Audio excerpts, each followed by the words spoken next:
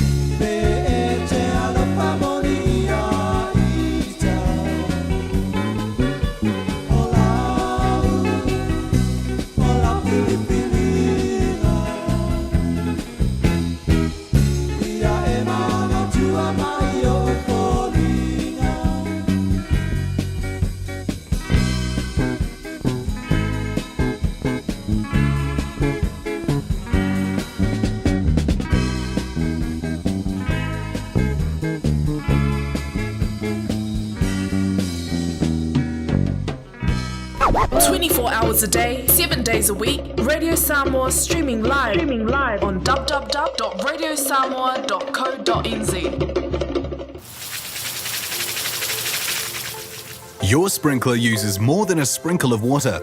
Turning it off a minute sooner saves 12 litres.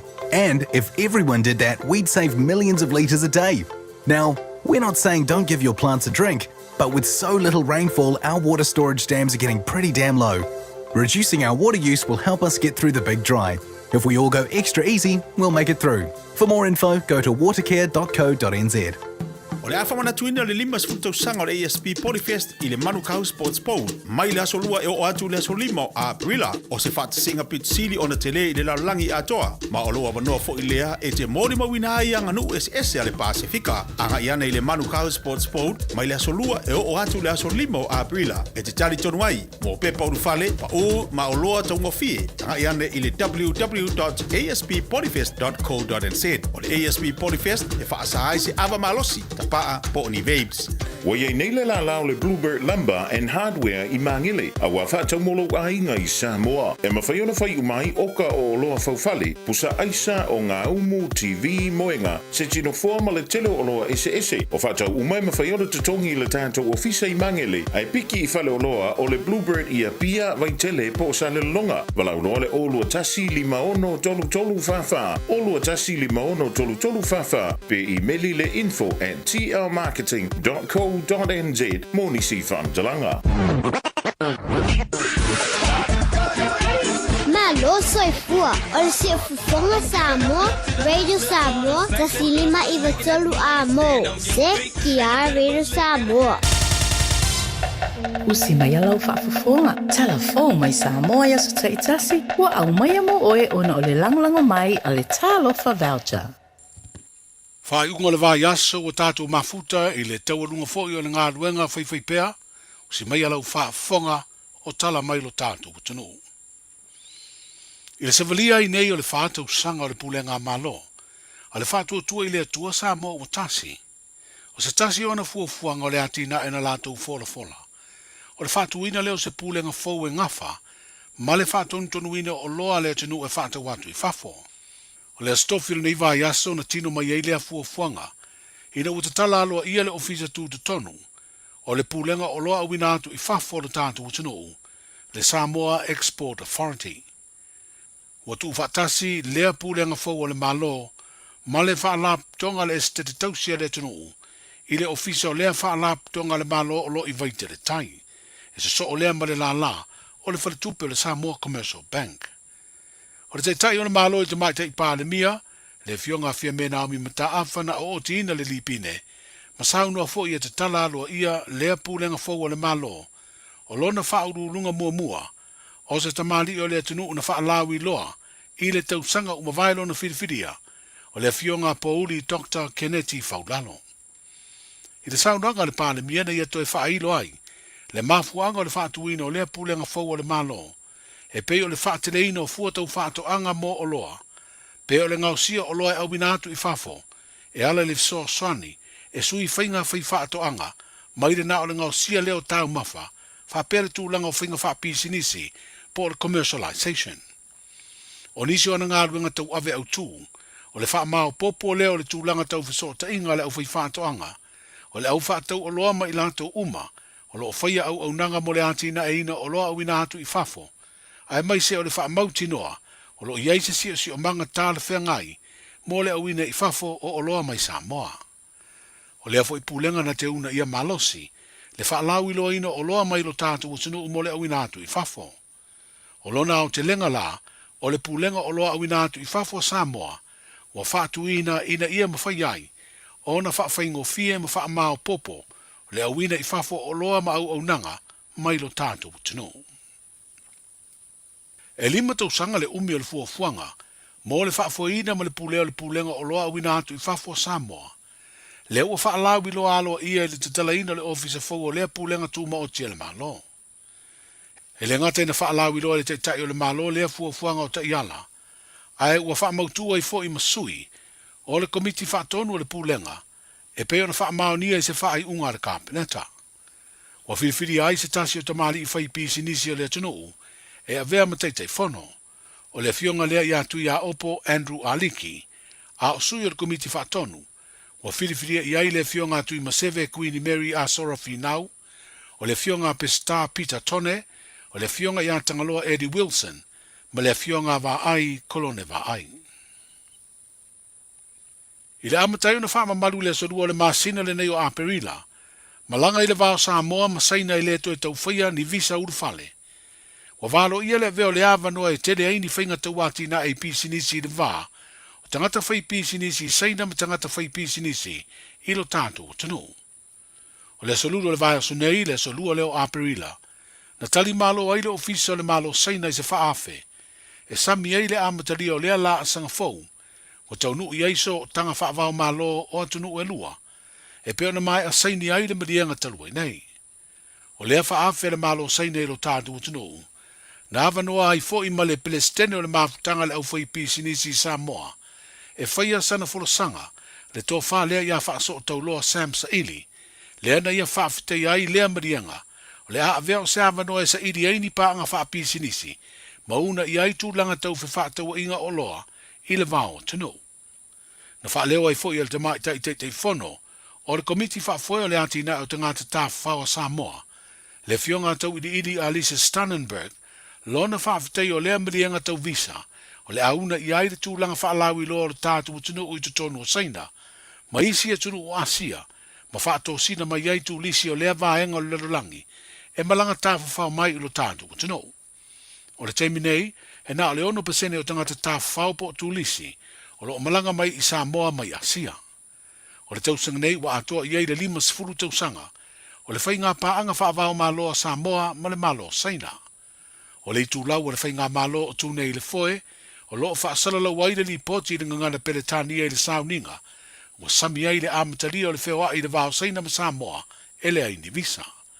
O le a inga e mōna o malanga, e tōrus furu aso le umi, ai o malanga e siri atu le umi e pei o a onga, e mana o mia lava le whaio le visa.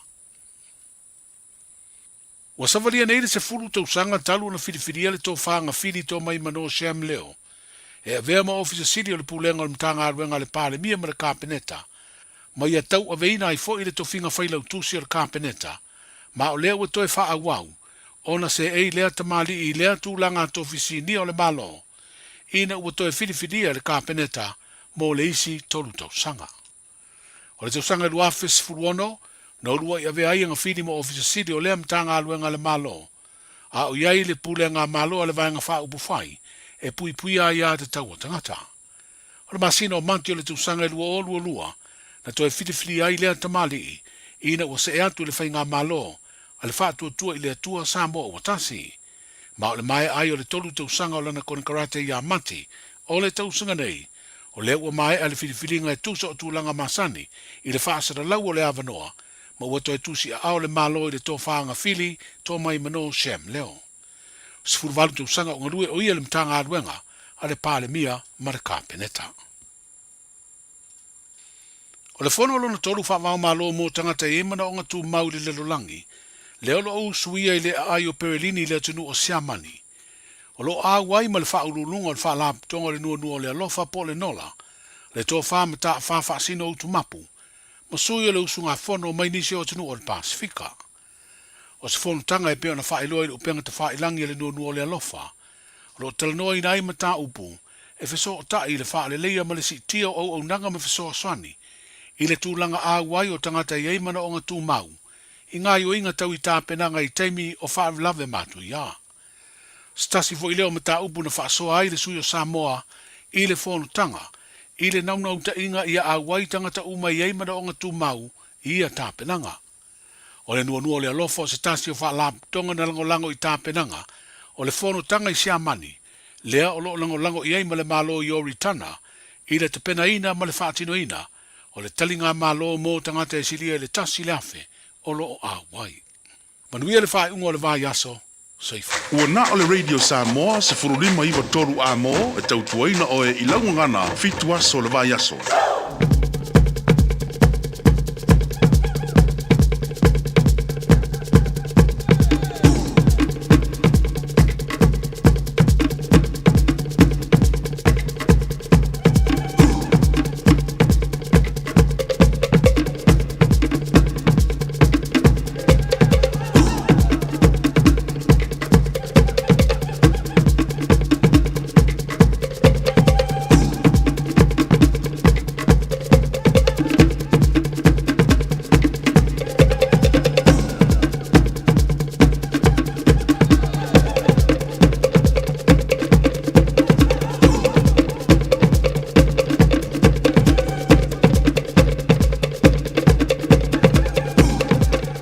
Le o tula mele tatou tamile wanti ua se furu malfa minute ua te aile tu lai fitu. Ia ma o le tawalunga i fo ile na o le te whaasalawino a tatou tala mai Samoa. Ia ele sui al radio Samoa lo ngalue me tautua mai le tatou tunu. Ia le tofau tanga vai tipi au tanga vai mo le tu fatasi o tatou tala.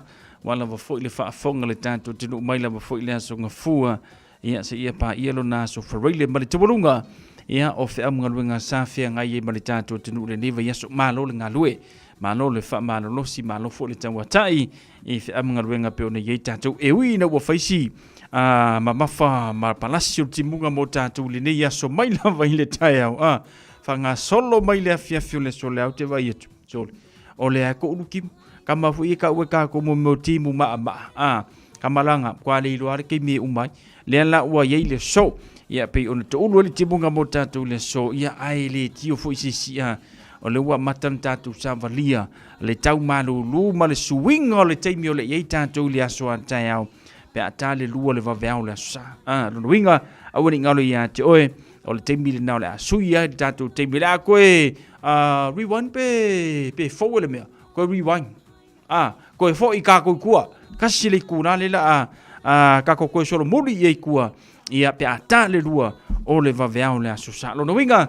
au ni ngalo ia te o le taimi le nata to le asuia i le vaveao le aso sa ia o le aso atai koe mo le sikula ki koe moi ai ia e paua sionga lavi o le a umi ei taimi le ngaka ngai fiwe ke moi Ora e fiwe ke whengaruenga le koe karo ke mi mangava. Ata sol be ngata le amatanga. Ia masangi do foi ka ko swing o le tano o le tau ia ma le taimi. Ia pe faale o le mea fua ia tatou le swing o le taimi pe o ne iai. O ilea taulunga na o tatou tala mo le neiva yaso mo le toi le whaftetele le to whau tanga vaia tipi tanga vaia ia mo le tu fatasi o tatou tala wala va foi le whafonga anga le tatou tenu i le neiva yaso ato. A maise o le tawalunga le nei aso whareile pe ona e whaafonga me le nei vanga le fiafi o le atua maua seisi ona whaapoponga o tātou tala le na ia pe atau pule alofa le alii tātou te aulia le tau le valu i le tai au le aso ngafua pa wale mea tātou o le tātou to tuli matatalo ia tātou aulia le aso ngafua o le lima bingu ke lume le lol me tupuai pa wale mea tātou te talo i le atua tātou te aulia le tau le valu le tai au le aso ngafua o ina o le atum whainu te whaafonga i le tātou te seisi o whaapoponga o tātou tala mai Samoa ia ma tawalunga toi ma le tautua le whionga ia le ataua savea ia pe o le ia le tātou por kalame le nia fiafi le tau le whaasi pa ia mele ne vanga la fiafi ma le telo mta upu pe ona whaafonga i le tātou tinu ia mwhaasoa ia i vaenga te tau ona sila fia tātou ia mta tau fu ona tātou iloa au tātou i le ne vai teimbo le tausanga suia mai lo le kako por kalame i kamasese Io il faku sa o ai ku io aso fareide ia la ko le musika fa vai ia le tawulungo fe am ngaluenga ia ma fa vai luwa nga ia tulu mota malaulawa ia ma fa vai ia me nga fai po le vanga manga va nga kire ko lo ko trai we vai winga io ka ku fa ali aso fareide le la tatu sabal vale tu se tulang le talo le tambo tatu le fai ungol deva yaso io na tatu tala me fa solo folia ile tatu por kala me pe oni yai le tawulungo fe am ngalo neva yaso i tatu musika ya marisio vaenga pe ona tatu na silfia le tatu tu ile fai unga ole ne fai yaso se folo fitu minute o tele tu la fitu tala ole tau fatalo tala ne le tamu le somale aso atai au mo au kilani nei Wingo le tamu le soa, te tele mai ti munga i le nei yaso, wha solo ina mama mai i le awa uli, a wha solo ina angi malosi mai sa vili mai mātuanga i atu i sisifo. Vevela wha mawina mo le soe luas futolu tikeri, malona malu luas fulvalu tikeri. O le angoto ifo le lai le awhiawhiana nei i le toe luas fulfa minute i le tu lai valu. Mo le aso atai au le ale lei mai wingo le tau, e ono iai nei timo e ta ulu i le tai au. E angi mai sa vili mai saute i sisifo, wha solo ina mama mai i le awhiawhiana. Vevela whamawina lua sutolu tikeri malona malulu o le aiai e fulfa tikeri. O le au soa ele la i le toi lua sutolu minute i le tu lai valu i le tai au, ma o le angoto ifo i le sefulu minute e te ai le tu lai fitu. Lau tala nau le tamu le somele a soa tai au. Ela na fa foga le tanto tenu le tano le tamu tanto le sofa penala soa tai o la kilo le kimule kimwengi. o le kimu foi ngai kakau o kimu ile so atai o le te fa longa tu talo tau e langi le ile so atai tau lo ma fau ile fa nga solo ino fa longa ino le limbas fulu te usanga talu ona fa te utaia ia ma matalia le festival a onga pe ona yele ni vanga o le te usanga o fa pe ha wi nga le la le ale o ni se festival o tu ranga timu pitai o ke manga vangi so le mala fa ko la usave ve uangi so le ola e a vau ka ko festival a tano fa nei tamitile timu ia male malulu a meise o le lolofia to nei matua meise ila to fa pena no te po ia tulanga pe nei por kala me fa nga solo le festival a onga ile nei te usanga ia karusia uma ku folingi ia solo i se mai o ngol malo sul se vidi male timu ia fa wau le so ata o mate volungai ia la vanga na mo tatu le so ata ia ala la famera vanga le piu ki fu pan e por tulanga le tau mo tatu le so ata o no winga le se me popole tatu tau le so ata le famela va ai tau le kala ka ulungo winga pule o po me fa le so ata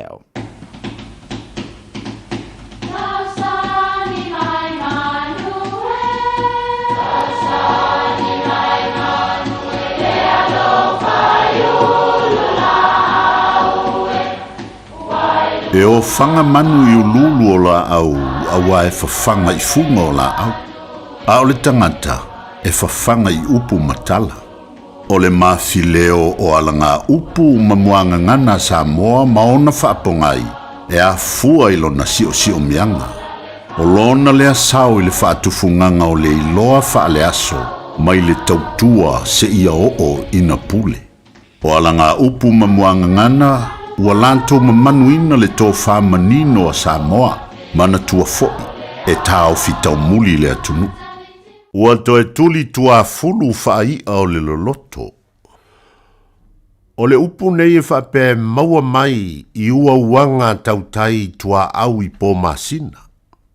E iai a awa aia le pā, a le tautai, ua whaataa i le moana o na taa milo i ale i tawhatafa o le pā, ai le aia.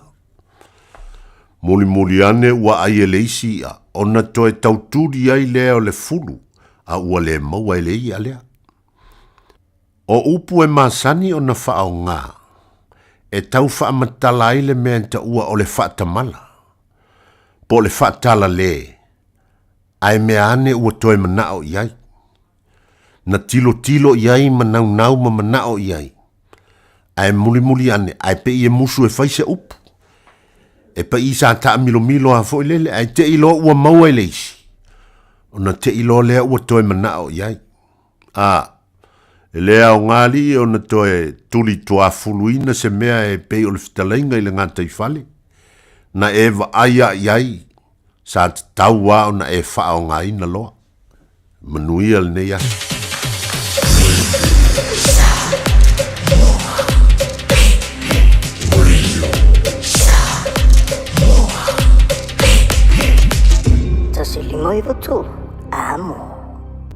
Tawalunga le tautua le tofa sia watu pea Antonio ma se papoponga le tato por kalame ia o le maufa sa momoni le neifo i anso fraile toi fo i mai asia va le tato por kalame na ile anso ngafua pe tato wa le ola malmano si mai le tua hanga solo tato musika mo le mana vanga wenga de walus fulu minute o ta le fitu.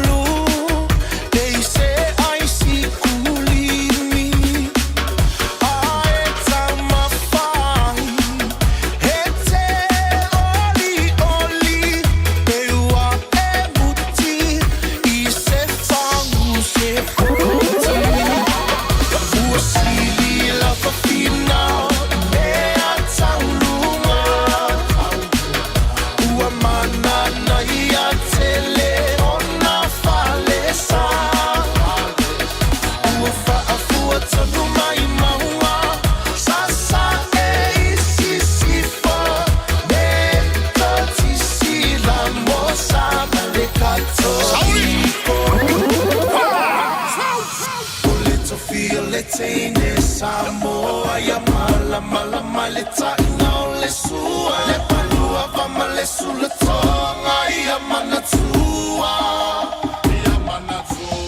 au tupula ngatala voine ia so semana o faalia le malu e tile fa Samoa wana ole nanu fa mole so te filo malu ole tu feel le teine Samoa ya mala le taina le sua le palua vama le sula tonga ia manatua au tupula ngatala voine ia so kasemana u faalia li malu e tile fa Samoa wana ole nanu fa mole so te filo malu now ia e mawale poto sili awane ia ona olo lua ia sili loto Avia maua sosa Omega ka Diana lowing oa Omega ka Sabale tau mofie Omega ka Fili mailo ile Omega ka O Meka Cars, lua selau Cavendish Drive i Manukau. Po le telefoni o iwa lua fitu 5 tasi lua. Susu mai manu kaune Omega ka Umalole keisile Omega ka Omana umie oe po se siolo a inga se fisoso ani tau fe malanga inga moni usila. Imata au po pe o le vaita mai no whanau po o ngaluenga. A whai o lau tali o le ioe, wala au loa Ken Ferniho o le Fern Immigration Services. E iailana lai sene, ma ua silia ma le se 5 tau sanga o lana tau tua. E toa tele tangata o fisosoani iai Ken, imata upu tau fe malanga inga. E au fia imata upu na o atu le tribunal, ma apili le minister. Tanga iane le mata o Facebook, ma le upenga te whailangi i moli mau. Mo nisi whamtalanga, wala au mai le Fern Immigration Services, ma tala noa ia Luisa, i le oiwa, lua ono lua, tolu lua lima tolu. Lua ono lua, tolu lua lima tolu. Po le o lua tasi, tasi lima tasi, o lima. O le Casa Beds and Appliances, o le tali o manaonga, i o loa e whaatotonga ilo maota, ini tau le lei, toi anangata, e mawai moenga ngā o si tutona ni usila, wha apea se tino fōa le potumalo lo, lau ai manofoa, TV, la au pese, usa aisa, masini tā lava, telefoni fe aveai, maisi. A fiu ane loa i le whawhituwha Great North Road o tau, po le tolo fituiva Great North Road i Henderson, le Casa Beds and Appliances, telefoni o valu selau, lua 5 o valu selau lua 5. All I hear is Radio Samoa, Radio Samoa, Radio Samoa. Tasilima iwa tolu amo. Radio Samoa, kasilima iwa kulu amo.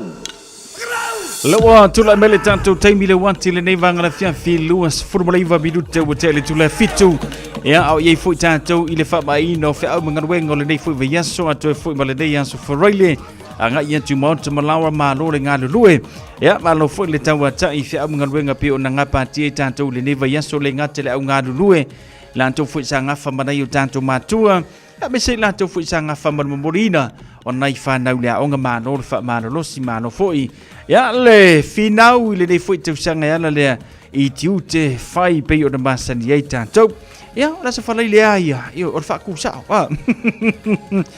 ya o foi fu fanga le nei fai unga vai aso uli masau ile lo fa malanga le yo le tua ya pe o na fa sa ni tuai tanto ile fai unga le nei vai aso se o wa fe ma fa fero ile tanto o mai pa anga lo fa tasimai Amelia fa moana so i fu marwi i lungo le tanto YouTube channel fa fetai a mosa ia mai melpone au se talia lo fantu fa fetai a mosa ma ko le kim yo ia le fo ka ngonga le malulu le di yaso ia ai tulanga lava fo le taupi o le masani ai ia le swing mai le mafanfana anga ile malulu Whaatalofa ma whaawhelua I Amelia Mikaele so I fumaruia ma lole whaatasimai.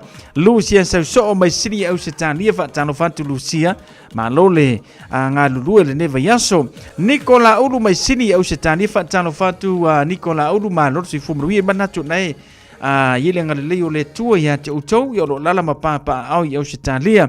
Ia whapena fo na mana I ainga. Sina leo so I fumaruia mai lunga le tanto YouTube channel whaatalo fantu. Ia le Radio Samoa ne womana I paanga umalava. Alo whapena na mafuta mai ile nei fo ia fiafe musika. Mole mana vangaruenga tautua nalu saunga le mulunga la awala aua. E te tuu I lau sao ai whamomua lau saunga le mu. O se mita nga sili lo uagaga ua o asi atu yo uaina o lato o tino moni sana tia ina sale aula ile lawa o fale pule alala ta ia isa alo ipo o lo unua atoa ia I pule e ono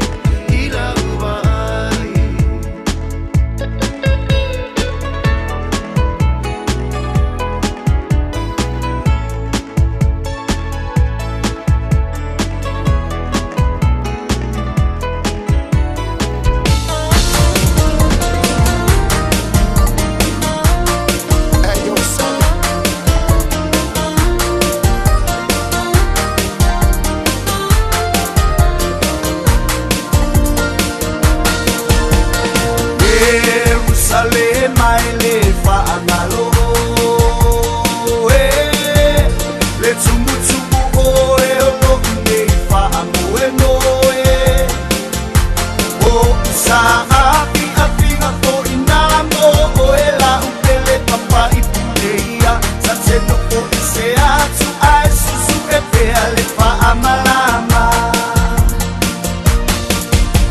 Hapipio ai sila fau mafau ina Susua ile tama ita ia tai matua Alala tai lo peta lai nga mawi si isi Imale mamalu ya sau toga Opa ia na wailo ai oe ya Samoa Wanu meratasi oe Apa ipuleia Omo onga tate piao O atu se itoe au au I bailaina Le bai ua pa atu saina I le ta elenga I pete sa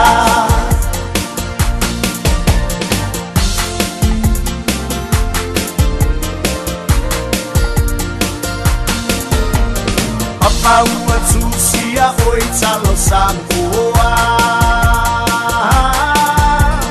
Fau muina liunga o lau minisita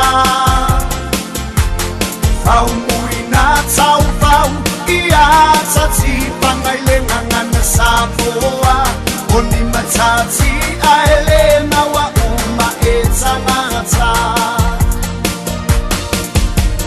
E asomu ai malo falilea La si ipa atu mai lunga o le maunga Si o ulugu e o te mimita I o tala anga ia Samoa Uai longa o e ilo tu mai matila tila Wanu meratasi oe Apa ipuleia Omo onga tate piao O atu se itoe au au I bailaina Le bai ua pa atu saina I le ta elenga I pete sa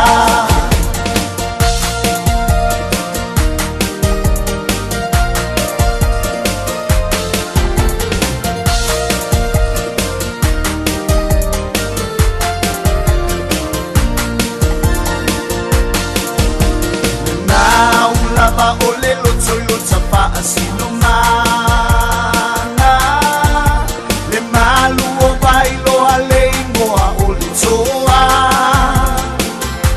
Ewi ina nofo mai lu uese a o ita ole tamale ele E ala po ilea o te ai uli ai ma o pese pese Wanu meratasi oe Apa ipuleia Omo onga tate piao O atu se itoe au au I bailaina Le bai ua pa atu saina I le ta elenga I pete sa Wanu meratasi oe Apa ipuleia Omo onga tate piao O atu se itoe au au I bailaina Le bai ua pa atu saina I le ta elenga I pete sa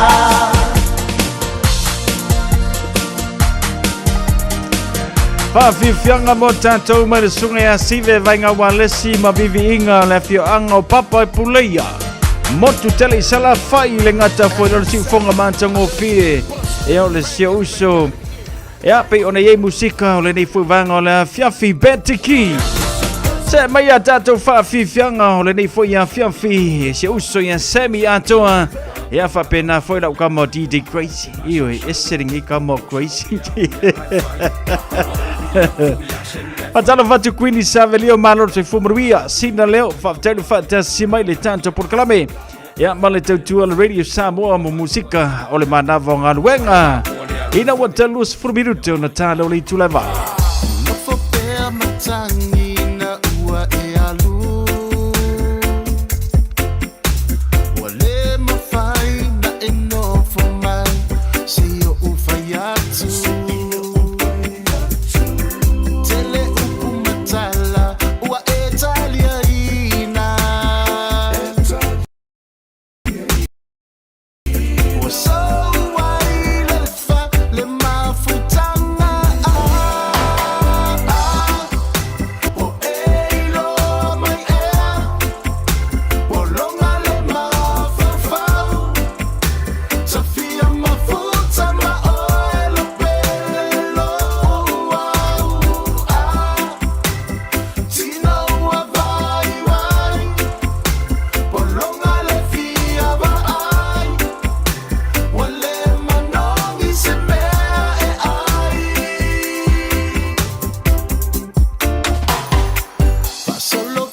manatu ile mafutanga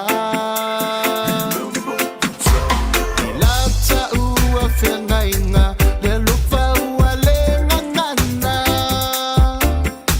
Talela va polonga ilo alofa Pia mapu ile tunga mau Wasilile ilo ole ola Oh yeah Oh ilo mai Polonga le mafafau Sofia mafuta maoelo pelelo Tino wa vai vai Polonga le fia vai Wale manongi se mea e ai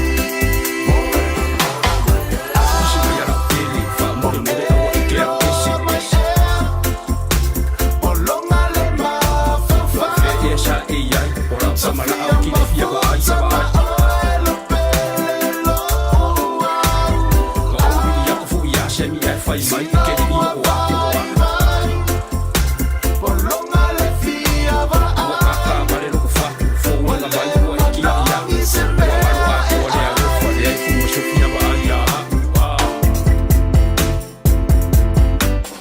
Alpha, we're the Katinas, and you're listening to Radio Samoa on 1593 AM. Mori mau iwa ainga, leo, matofo i tau mawha ese atunu o le Pasifika i le ASP Polyfest lua o lima. Tātou wha manatu wha atasi le 5 tau sanga o le nei wha moe i le Manukau Sports Bowl, mai le aso lua e o atu le aso 5 o Aprila. Ra e mau whai wha fianga, tau mawha, ma mea tau 5 ua saunia. Le ASP Polyfest i le Manukau Sports Bowl, mai le aso lua e o atu le aso 5 o Aprila. Pe pauru whale pa u, o loa tau ngō fie, ma sau lango le wha moe. Tangaiane i le www.asppolyfest.co.nz. Wai nei le la lao le Bluebird Lumber and Hardware i Mangile, a wafa tau molo ainga i Samoa. E mawhaiona whai umai oka o loa faufale, pusa aisa o ngā umu TV moenga, se tino forma le tele o loa ese. O whatau umai mawhaiona tutongi le tātou ofisa i Mangile, ai piki i whale o loa o le Bluebird i a pia vai tele po sa le longa. Walau loa le olua tasi 5 tolu fafa, olua tasi 5 tolu fafa, pe emaili le info@tlmarketing.co.nz moni si whantalanga. Matau te whaia ni fo aroi le aso lava e te whio mai ai i le Shine Dental, ai e iai inga whaapitoa. Matau te salia le Afterpay, Zip, Q Cards, whaapea Wins Quote i le Shine Dental. E whaia fua whaatalanoanga ma le ACC i le Shine Dental. Le aise tongi mo whanau i le bao le se fululua i le se fuluwalu tusanga i le Shine Dental. Talanoa mai le tongi ino le whainga o nifo i whaunga ai le Zip, Smile Now, Pay Later. Le aise tului i le Shine Dental. A whio mai le 5 Great South Road Manukau pe wala au le lua fitu ono fafa. Lua fitu ono fafa mo le Shine Dental. 24 hours a day, 7 days a week. Radio Samoa streaming live on www.radiosamoa.co.nz.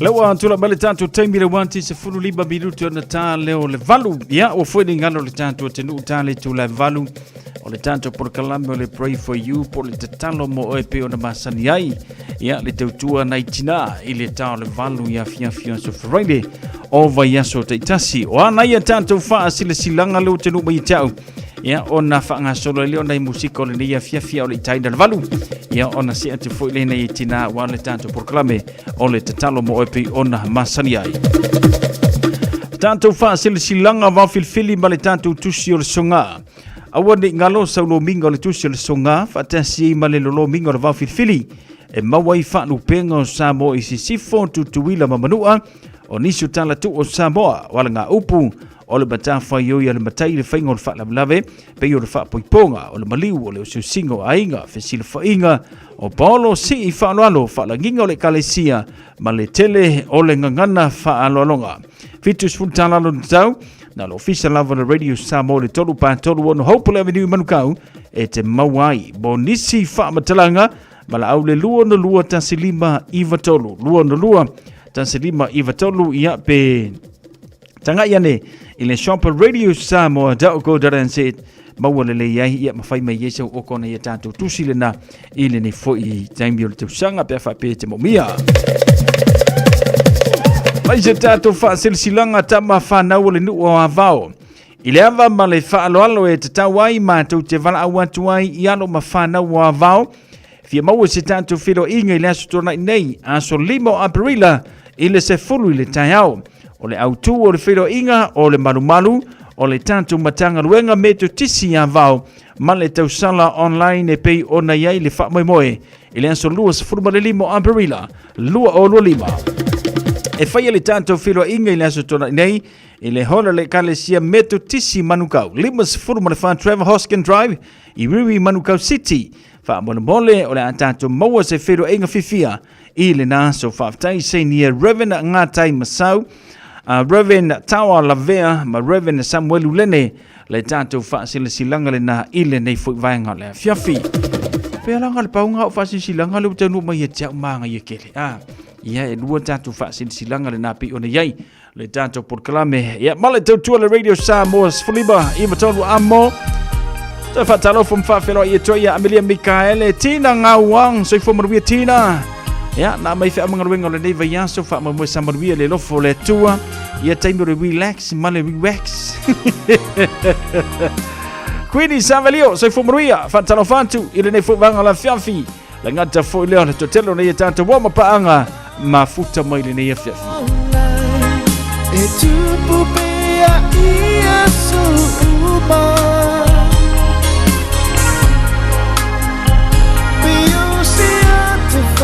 solo ini ai sitau nuula Samoa imana tua oi itai mi uma so uli lalu langi iang ai lau fua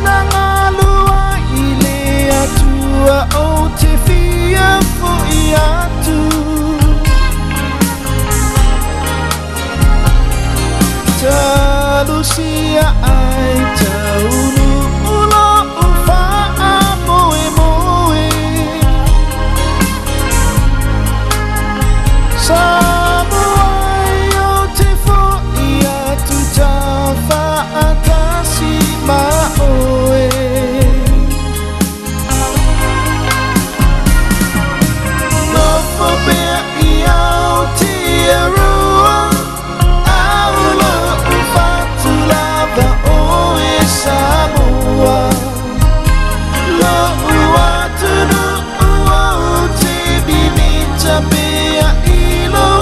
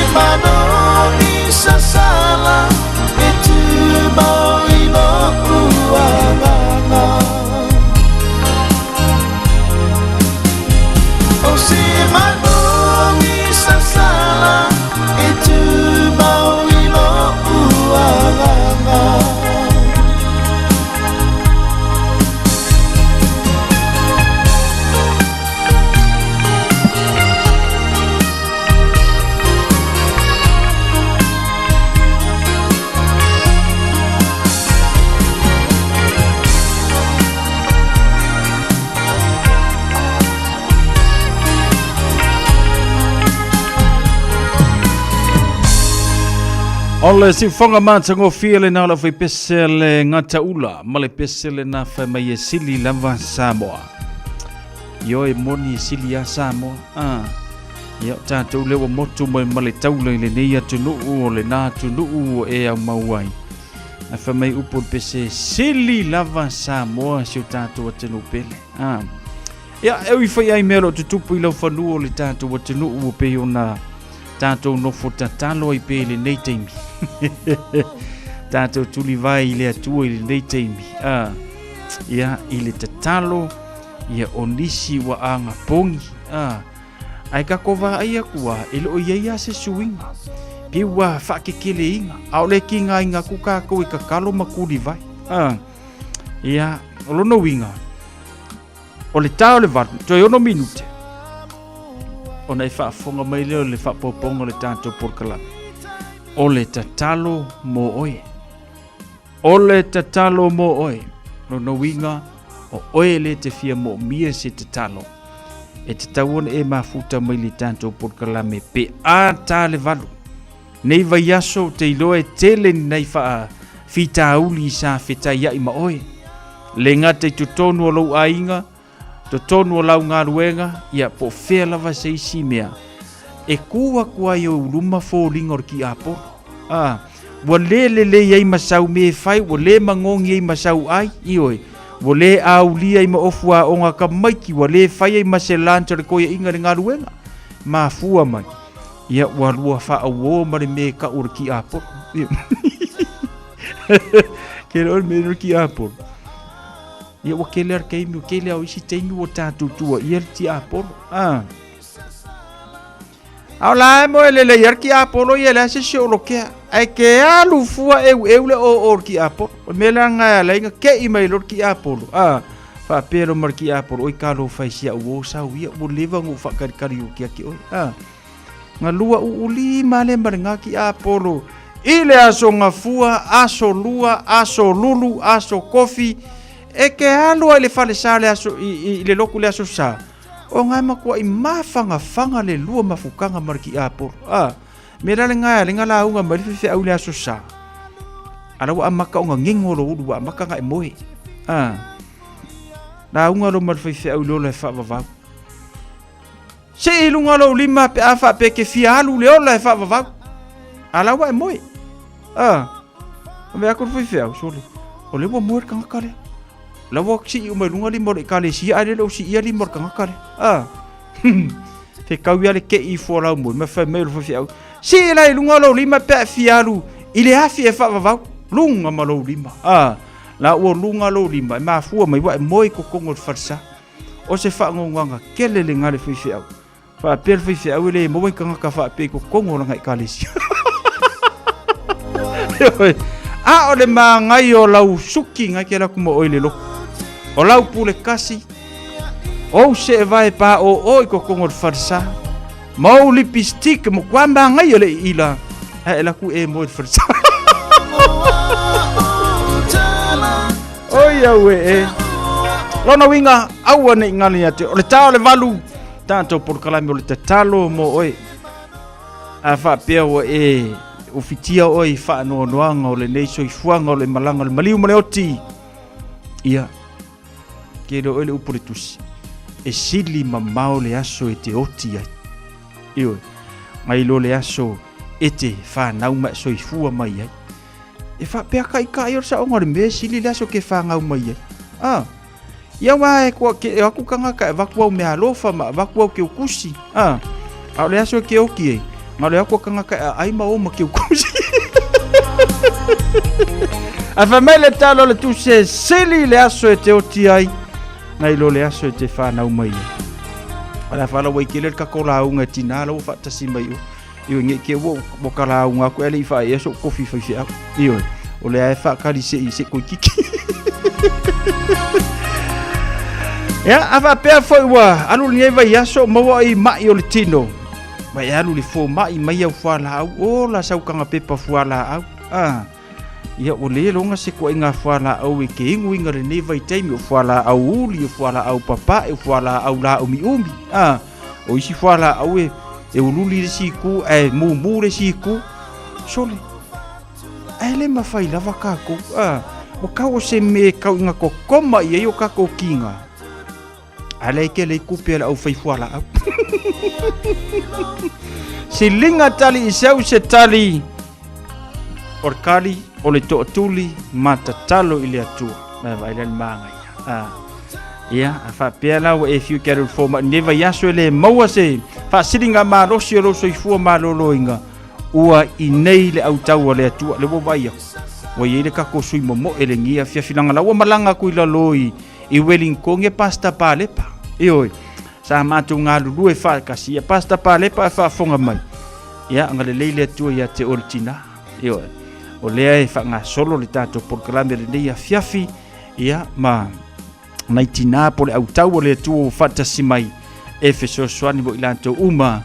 Ia, ua maua i ngase o le tino. E maise wha fita auli o le nei so i fuaka kelo. O kele i wha alongo se vala au. O vala au mangi wha fika auli. Ai eilo manatu mawalunga le fia fini ei. E kele aku le au a fia i wha fika auli. Ngai lo le au mamai. Au eke ma. Vili mai. E le leile wha sa o loto atu oe nei tina e ala se te talo. Ia onga e alu le kau ke whengaruenga ngawa e alu fia. Ia o le nei so i fuanga lo e so i fuama o wolo i le raro langi. O le si ku o mea le lei, o le si ku o mea le lei, o le si ku o mea leanga. O luma o mea makua i leanga. Lona winga e le mawhai ona le lei pea taimi uma i le nei so i fuanga lo e so i fua ma o wolai. Ole tatalo mo oe.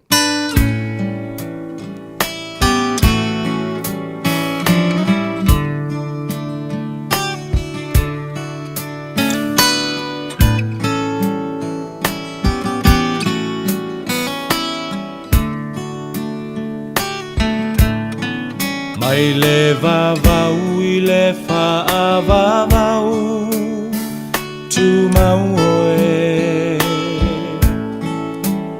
O le papa E le malue lue Lo uolo maualunga O te sao ai Mai le malosi o le itamai Mai le vavau I le whaavavau Tu mau oe O le papa e le malue lue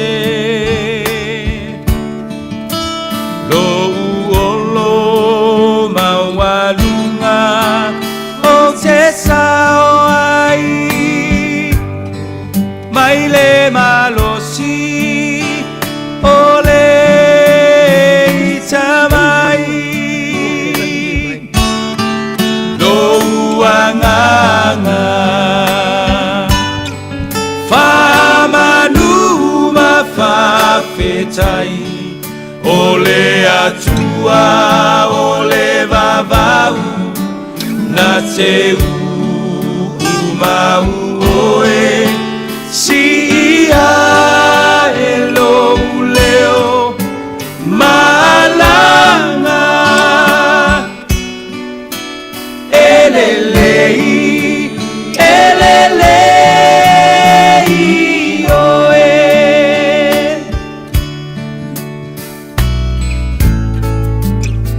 Oh hallelujah elelei lava oe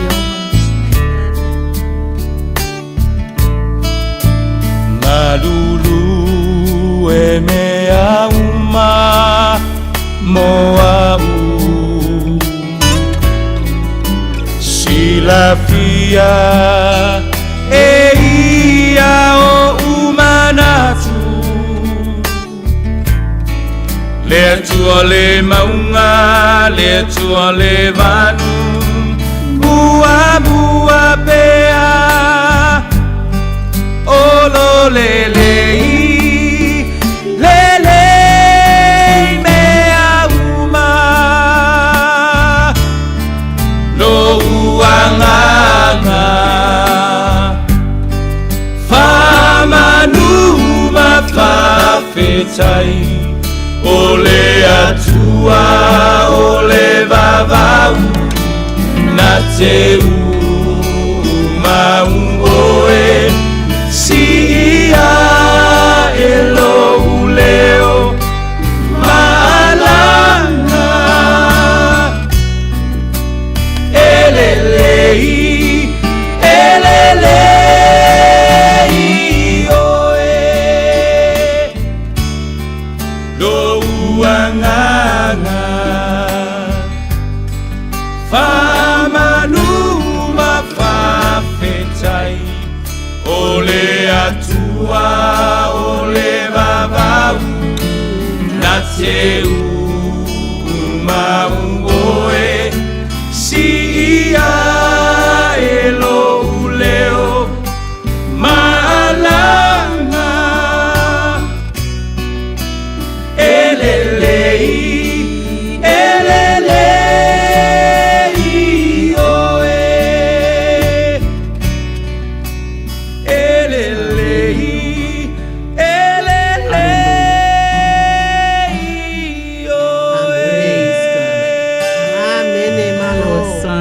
Atalo fatu Samoa lau whaafafonga anga ili nei afi whaamalo le soifua maua ma le langi mama ia lasi o le au whaafafonga o lo mafuta mai ili nei afi ili ngata i New Zealand nei a o Samoa le Pasifika ma le lalo langi atoa e whaatalo whaapitoa atu fo i o tātou tamama tina mātua whaafetai mo lo o tau soifua tatalo talitonu o le atua lava le tali o tātou mana onga uma ai alo mai e Samoa o salo me mito moele nei.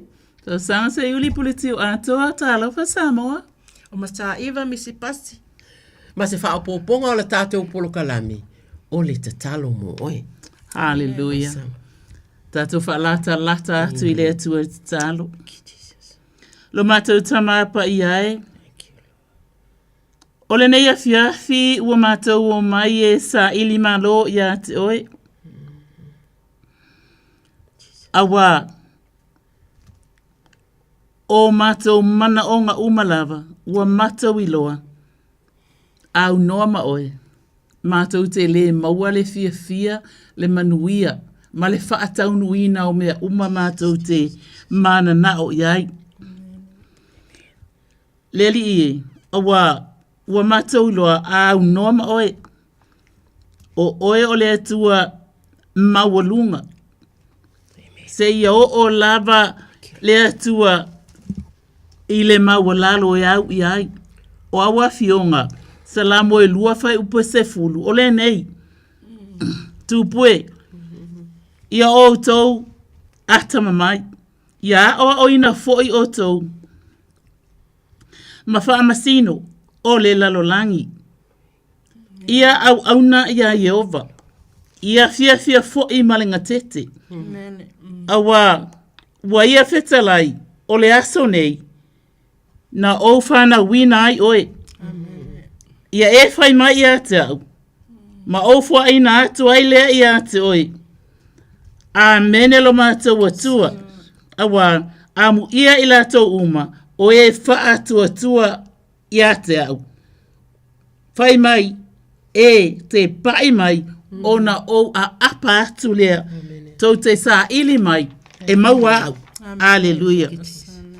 Awa, o oe e whaalele ai a inga. O oe e wha, feso o tai ai urungali i male pelepe. Ai le ngata fo i lea, lea li ie, e tele mafua anga ua whapena o na whaale anga ina, ele soifua o utangata ai maise o mai ma ngase ese. Aleluia, o e fo i whaalele ai e kalesia nuu mamalo. Awa, o le matau ia Yehova, o le amatanga le o le poto Yehova. O ala e poto ai, e tamau a inga ai, e malolo ai, e manuia ai. Ai ino le tangata valea, i le poto malea o a oina. Io e lo matau tamapa i ai, o le mea lea, e matau te whaafetai atu ai i lau fio. A o sa uni mai le whaafonga anga lau whanau, i le upu whaoina, e tautangia, e lana au na ia chaplain Salome. Amen. Hallelujah. Mātou whaalata tu fo i e tali mana onga o tangata. Mātou whaatase ina pasta tu loto. Le au misipati, ia e mai se foi. Olo watali ia sau si ufanua. Na te lango ina mafa soa mai, ia la mātou por kalame i lunga ole ne ia la leo. Ai leli ie, e le ngalo ai le atua. Ia, le mātou te talo ina o lau whamanianga le ali pule marta mai tai pule. Ole ne ia la leo le atua, ia Pastor Louis and Anne Bonifacio. Ia e mai se le atua, le uwhainga luenga umalava ale Radio Samoa. Ia ova, ia mawalunga lo vi inga.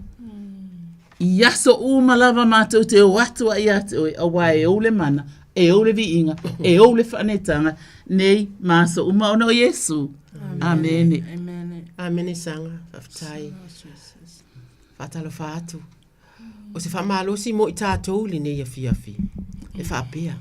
Mana tua lea lofa ma lea ngale leo lea tua. Mai taimi ua tua nai.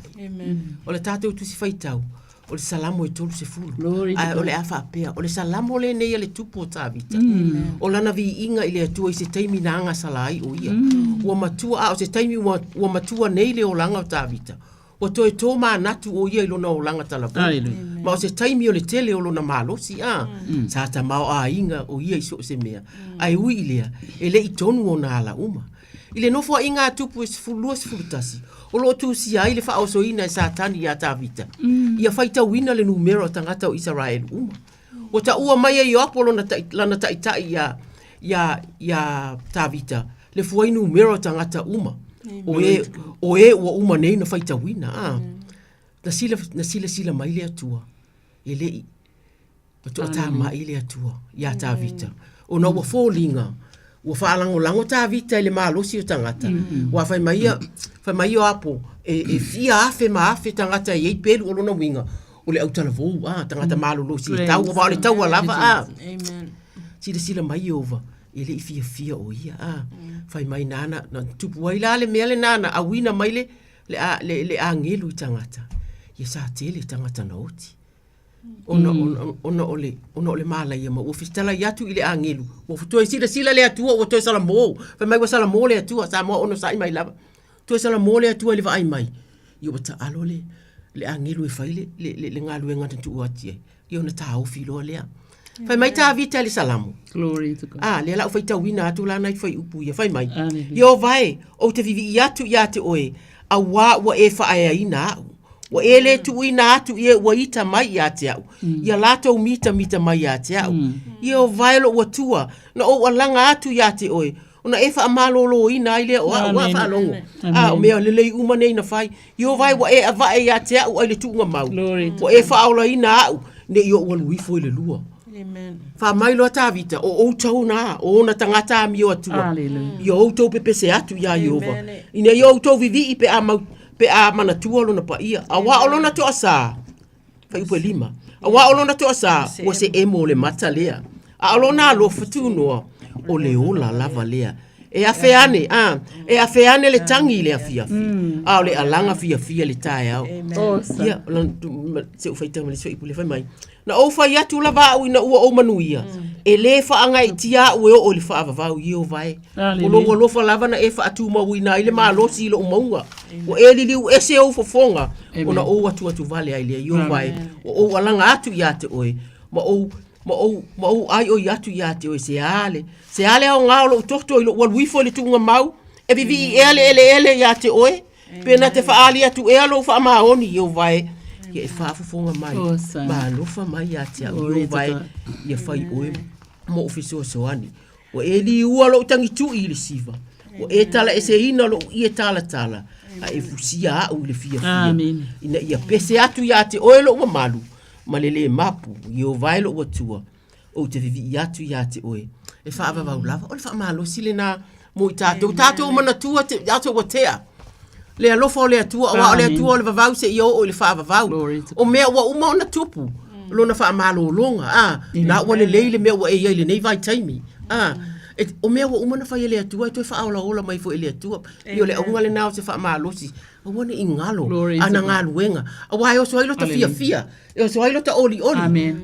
o mea o fai ia e te wha moe moe ele mele upule o le wha moe moe e te wha moe moe iai i le lumana i o se wha maalosi lea a le wa emo mai e tātou laina Hallelujah. Ia whaamanu whaanini ina sua whaiowana na upu mata ngofie. Hallelujah. Ia whaatalo whatu tata bla aulunga le leina sau no mai. Malo le ono sa. Ia whaatalo whatu e tō fioga. Hallelujah. Tui wa ai a le tua. Talofa whau. Talofa lava. Hallelujah. A dai e whaamarosi dei e siasi. Amen. A fioga pa ia le tua e whaamatana loto. Amen. Whafia i dai pia roto mānganga. Hallelujah. O i mātou o mātua ua. Ea wa iei deire o nanga wa iai tapa. Hallelujah. Ia, ai mai se foi o dei aso ma timua mo. Ia ai dei aso wa. Faiva whawhita uni le no fuanga me no Glory to fuai. God. Hallelujah, Ai Jesus. whawhitai mo whamarosi mānaia. Whawhitai fui mo tarusanga. Ia tarusanga vi ia le ni. Hallelujah. Okal mānai o nei e fiati. Uina no walta ai lema fa na fight tiere vi ira vatu. Amen. It's a man. Ile tua mo to pai pato foi. Ia. O vada o ga basani da mo le to patua. Ia tia fadau no ga do mo ga do ga le ni ia vi ia le ni. Ia e bai se foi o se fadau o e mau mai na tana tabai o e matua te iau vai whanau para tu whanau mo na tu au aiga o uso tuangana e vai se foi watu aiga balava Glory to God. vai se foi o todo o watu i kare sia peira mo na tu i latu lo maua pia watu so taga fia mo o ni whanau longo ni waftanga tano lo maia so wat fa se rega wat for tua da bava tira va tua le au lo fo to figa o fai to le kalesia ia e vai se yo na vai dai fa lau da o bia la va se talo ia e vai se la va out ia o le bere tu fio wata o le va geso ia so ai dema fai de Salvador pele foi tawida da so pa ia de aso bale aso ale do futado da po ia mai foi cantado laga o ele de la lagi ia o dele fala tratado ia mas foi se o fato se o tava nessa o estadi anda de foi se o assim vai o no vai aso de deu feira da massa de aí vacina balava fastei da goda o fada o fapeona so ali vai ter mais no vai até o tira e do uava para o biga lava tawai. Hallelujah. Amen. Ia o ka se matango fiola o fasoa. Hallelujah. Ia o tu son na we amata ina male tato talo langa o tina talo o tina talo longo. Hallelujah. Hallelujah. Ia bi ia ila le tu fa mai leli ie. Wa a vae ia te au. Hallelujah. I le tunga mau. Wa fa au laina au. Wa o wal watu. Ia te oi. Awa oi se si mātou te oi ai. Olo o ia te oi upo le ola. Olo mātou talitonunga. O le ola nei. Ma le ola ele uma. Hallelujah. Vi ia o tapa. O popo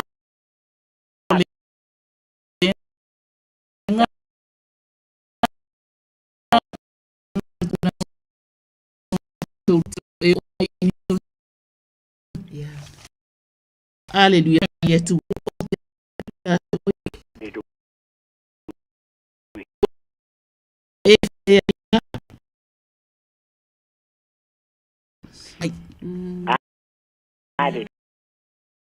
O me whainga tā.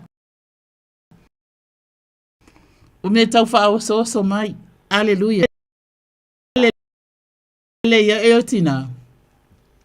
Po a mea na o atu ia te oi.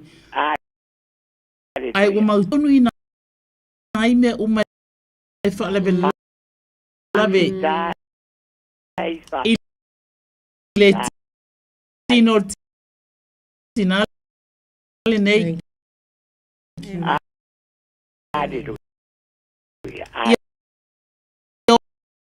auto esse maritino tinale nei o le malu le na o le tua alleluia na te fa pena ona te ia alleluia tili o mu maya te oi olona malo si angalea uma oe na ia ta ua mai ile suwafa manu malo iskeriso ato te tatalo ina le mana o lau fa malo longa mana le tua sunga le fa fenga inga o ta mama tina ma tua sia ia ele ngata fo ile wa watula na tatalo mo na onga ia to no mama o lo fa pena ona sala fa auto ai ia whanau a wale tala inga o le finalo o lau fiolo mata utua. Mata te talo ina fo ile ngata ile whanau ma le wala wina ua lato iai. Ai o e ka le sia ma ilato uma o loa lato tala ina iai le mana o lau fio. Le suafa manu malo eskeriso. O le talo ina ia whapena o na le ngata ina malo o lo tangata. Ia whapena o na malo o loa nganga. Ma sauni uni o na ua lata lo to e fio mai. O mata uwa aia le ano anoa e o mea ututupu. Ia le nei fo i aso. Ua po lava le aso o lo ti munga pea. Te le malamba puapuanga lo mata u whaalongo a te ai ala u fionga. Ia mata u loto tele. Sa ili pea ma whaatatali. Ua lata lo to e fio mai. Whamalosi a te ia. Whawhiawhia ia te ia. Whaipesenga pea lona loto ia te oilo mata u tama. Tama ea ola mata u tatalo lea. Whaamole mole atu i lunga. E pi i atu ia te oe. Asa vali fo i whaalango lango ia te oe. A nofo fo i lalo e no nofo whaatasima oe. A whaapenana ia tō wha e tō wha whaatasima oe. Ala whaatasima oe i lau suafa Yesu. Amen. Ia whaau ona o tātou laina whaafetai le wala au mai whaafetai tatalo. Ia. Tani tonu ia ua anu mani mana talo. Hallelujah. Vi ia rama ne ni i me lei umano. Wa o suiva ai o tō ne tua. Glory to God. Ia whamanu ia ne tua ia te uto. Ma nei gānu ega tere o nevana. Whatasi ai te nei gānu ega. O lo whatia te whafafonga ai ne tua. Whamanu ia ne tua ia te uto pe apo i aiga. Whatio na lao lao. Awala ubala whataunu nia i manuia. Ia whatia fōne sunga ia sa wolo. Hallelujah. Ia i mai sōne weekend. Ia tātou tātou wola ia sa. Kai lava. Ia. Ia Pāsai fua ia. Whatalo whātu wala au le laina sa unua mai. Mālora soi fua apa. Ia soi fua manguia. Ia oi ma le sisia. Le fua manguia. I lo ko va kolu ngei a fiafi. Le ai se le leu. Ia. O ai le. O ai le sa unua. Ia o e fotia. Malo e fo ia. Lo tole sunga tu lo. Ia wa o vala a waku ngei kula fiafi. Ia. I lo ko va se kolu. Ia. I ngei a fiafi ia o nga. Wa we ma se ngengo ka vala a waku le. Ia fo ile le mafukanga karo le atina. Ia ke o ko. A le ala wa o koe vala a waku. Ia o manga o nga masangi lava. Ia o ioe. Ia e fia manga o mia lava se so soangi mai fo i le mafutanga. Ia mo au. Glory. Masi o whanga o mako mafuka inge kongo evende. Ia. Ia whakase fo i malika maore a inga ro Samoa. Ui, talo. O manga onga lava whaapikoa e fia a waku ko kongo kako mafukanga. Hallelujah. Ia whaku mau whaamalo si pere kakalo. Mo au masi o whanga ngei Evendale. Ia o ke whafkai lava kausinga si o whanga ngei Iakiao. Ia ringa kai lea ia o Samoa lo ie furka maole a inga le o maku le o mafuka. Ia, o le alala lea, le ka wala aua kuai wha mole mole. Ia, o umafakia nga masangi lava, o manga o nga masangi a. Ia, o wha ako i ngā ngisi me o ke kakaro a kuai mafutanga fia mo se malos. Maua mai perso sangi le tua ia kia. Aleluia. Ai nga paula vale mea le o ke koe fia wala o koe wha malos ia koe se wala au. Ia, onga. O lo kuri fo ileanga mo I o ka wala awa ko ia mafutanga. E ia kaimi o ke kua I runga wa sa ola ku. A o isi kaimi o ke kua wale mawhainga o ku sao. I don't know why. O le ala lea le o ke kawala ko o ke kakalo he lea. Aleluia, ia le mai talo atu ia. Ia le ala lea le o koe tāpā ko le pa ia o kofina. Ko fia whama losi pea ia mafutianga o lo ku mau ia ki au. E ko sai lo kulina dia ke kakao ko ia. Ko le la vale ko ko. Ia wa mau atu lo fonga tina. E fo tia ko bala au. Ia o me umang o kakao ko le mafutanga fio mo se so pa kai kele la so mai le ali. Ia ia le li. Le awa mai se mau mala fionga pa ia le tua evangelia. A matai o sfulu matasi fa ipolua valo iwa tō sfulu.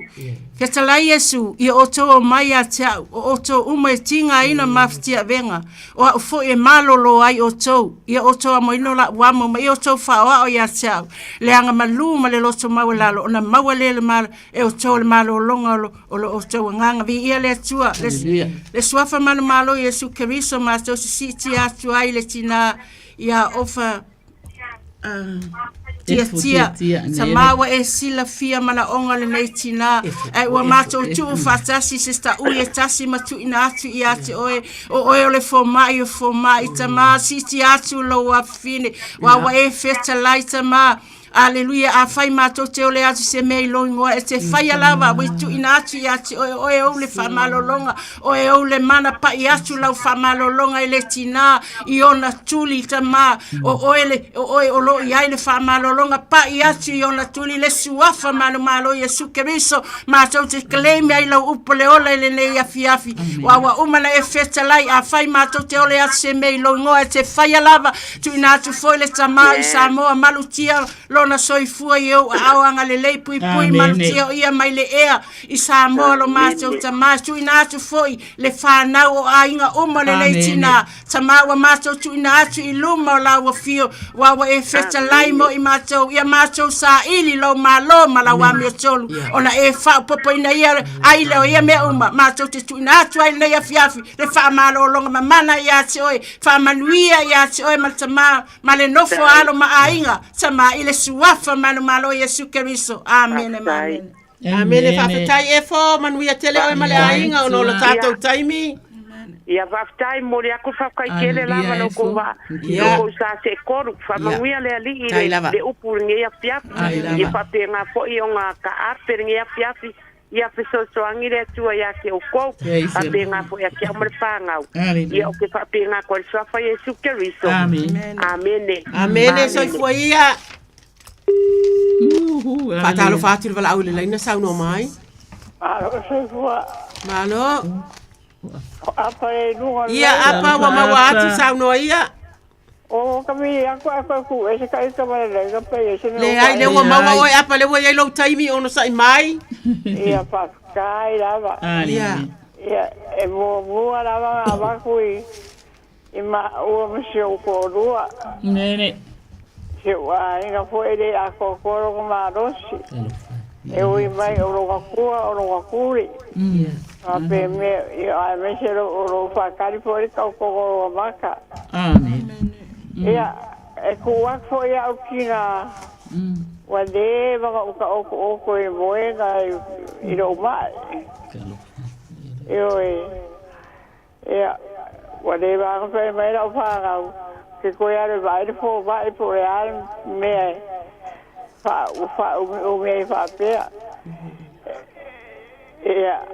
a família foi cima com uso ia que urumia e com o fare o ka kua a família kuina kuria masio ma ko nisi o mai ore niso sio ai no o mai ma ko kua ia pia Amen. Mo mai fa kongunga o kina inga. Mo ave fa kongunga fo mai.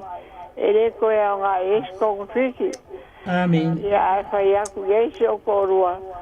Loko kere o lega le ngo Elena. stenge. Hallelujah. Yo abaku ye fa maro se o korua. Loko kere awar fa vai. E pure are ore wala awala ko via e pure are Ia. Para me loko kere. Ia. Ia. Sia va fa ga fo yo e pivo masem. Ia ele lava fo el baros. Al mesi se au kaba Christian. Ore o sa nge wa mai. Oh. Yo Yo ta lunga. Sa kaba sa pese oire. Ia.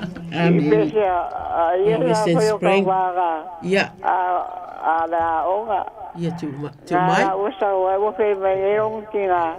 Ele a onga kaya wa mai. Kalo fa Christine. Ia. Kaya let's go. Ia, o nga ngekina. Alo fa mai fa mo. Ia, Magoia ka kopo. Ia, nene. Apa lo te tele fai mai le fionga le atua. O ai se na te fate e se na mai tatou le lofa o ke riso. O le pupuanga ea po le atua tu vale. Po le sawa, po le onge. Po le lava lava. Po le pangatia, po le pelu. Fa ape ona tusia. Ona o oe, o fasi o tia ai i mātou ia so uma. O whaata tau wina i mātou e pei o māmoe fasia o la paulo lea, le tusi a Roma. A ua tātou mānu māloa ia i nei mea uma lava. Ona o ia ua alofa mai a te tātou. A wawa o mautinoa apa, e le mawhaia le oti po le ola. Po angelu, po o li, po o e malolosi. Po o mea i nei ona po o mea atali. Po le mawalunga, po le loloto, po se tasi mea na whaia. Amen. E le mawhaia e nei mea, o na whaate e se ina mai i tātou. I le alofa o le atua, o ia ke riso i Jesu le tātou wali. Iova aula mātou ta maa, o e sila mai, i le lisi a lo wafafine, o apa, ma lo watali o ulungia. Whaafetai ia o fionga le atua. E te wha malosi, e te wha atulai. E tu watu le tangata le wha moe moe. E tasi lava le mawai le wha moe moe e le pala. O la wafio. O a wafionga. Ioe, e ita mai ngase, e toe o so mai, e le lei toe o mai fo ita maa. Ai mātou te tatalo pēa le atua. E iai le ono sai o le tangata ua uma ona e aveina i ai. O lo lofa tu noa le atua. Whaafetai o lo ia apa maurungia. E ngā yo iai mawhea ngā iai mati ngā o le tino. Po iai ni vai le atua tala noa atu. E whaafetai atu ia i aurungia. E tatalo mai urungia. Whaapena ia si ala whanau le atua. Le a inga atoa o lo au mai ti ngā lava ngase. Ai le mawhai o na ngalo le a inga ta mai. O la wafio o le afio o le atua o a inga. O le atua o whanau o le atua o mafutanga. O le atua o le vavau se ia o le whaavavau ta maa. O ai mātou te o i ai. E wheta laia o fionga le atua e mautali. E mautali a o fionga i le langi le atua e. Mātou te tatalo wha mawhana whana atu. Wha atula i atu le atua. Nau, le nanamu ni tau mafa. Le leo ni tala fia e avatu ye ni tala fia e maua le nei vai ato le atua. E ilo hai, o lo ngāo i oi. O lo e ngāo i oi ma o lo o i loa e le tangata. O lo ngāo i oi la wafiota mā. Fa i atu ia urungia le atua. Fa mawhana whawhetai. E to alua i la ua le atua. E fe ave a i lo walofa i lo la mā. E tangi atu lesi alai ata mai lesi ta mā. Vi ia la wafio le atua e. Au fia o matu si ala whanau uma le atua e ta mā. Ya ea, ya ngale leifa atino le atua e, musu musunga, o a uma awala le atua e, utala mamana e te whaonga ina. Ia whaapea ona e whaailoa ia i la ua. O la mātou te talo lea, ma o mātou wanganga pi i atu ia la te talo. O na o ke riso lo mātou wali. Amene ma amene. Amene. Whaafetai. Ia manuia tātou pō. Tai lava. Tai mo tāusanga. Hallelujah. Whaapa. Soifua ia apa. Sana. Glory to God. Soifua. Hallelujah. Ia whaatalo whatu tata wala aurunga leina ma lolo on sai. Ma lolo on sai. Ia. Talo fatu sa lo me mal to wa se tolu nei tu la. Ya matango fie fo ilo fa ma lo si mai ni wo tu pu e fo ile le ma lo si fo ile loto e ma fa. Ia. Oi, tali mali, oi fo. Ia, ole tai mali ele ungo le laina. Ia, alo lava ma fa pe atu ai le tau wa se tolu. Ia, fa mole se tolu. Talo mai mo ma ua ma te mai ai tau ai mai te tia fa nau mai Samoa ma to ainga atoa. Ia, ai mai se fo ile nei atu nu o tatou wau mau wai. Ia te talo o te ape masala wai o ainga whanau.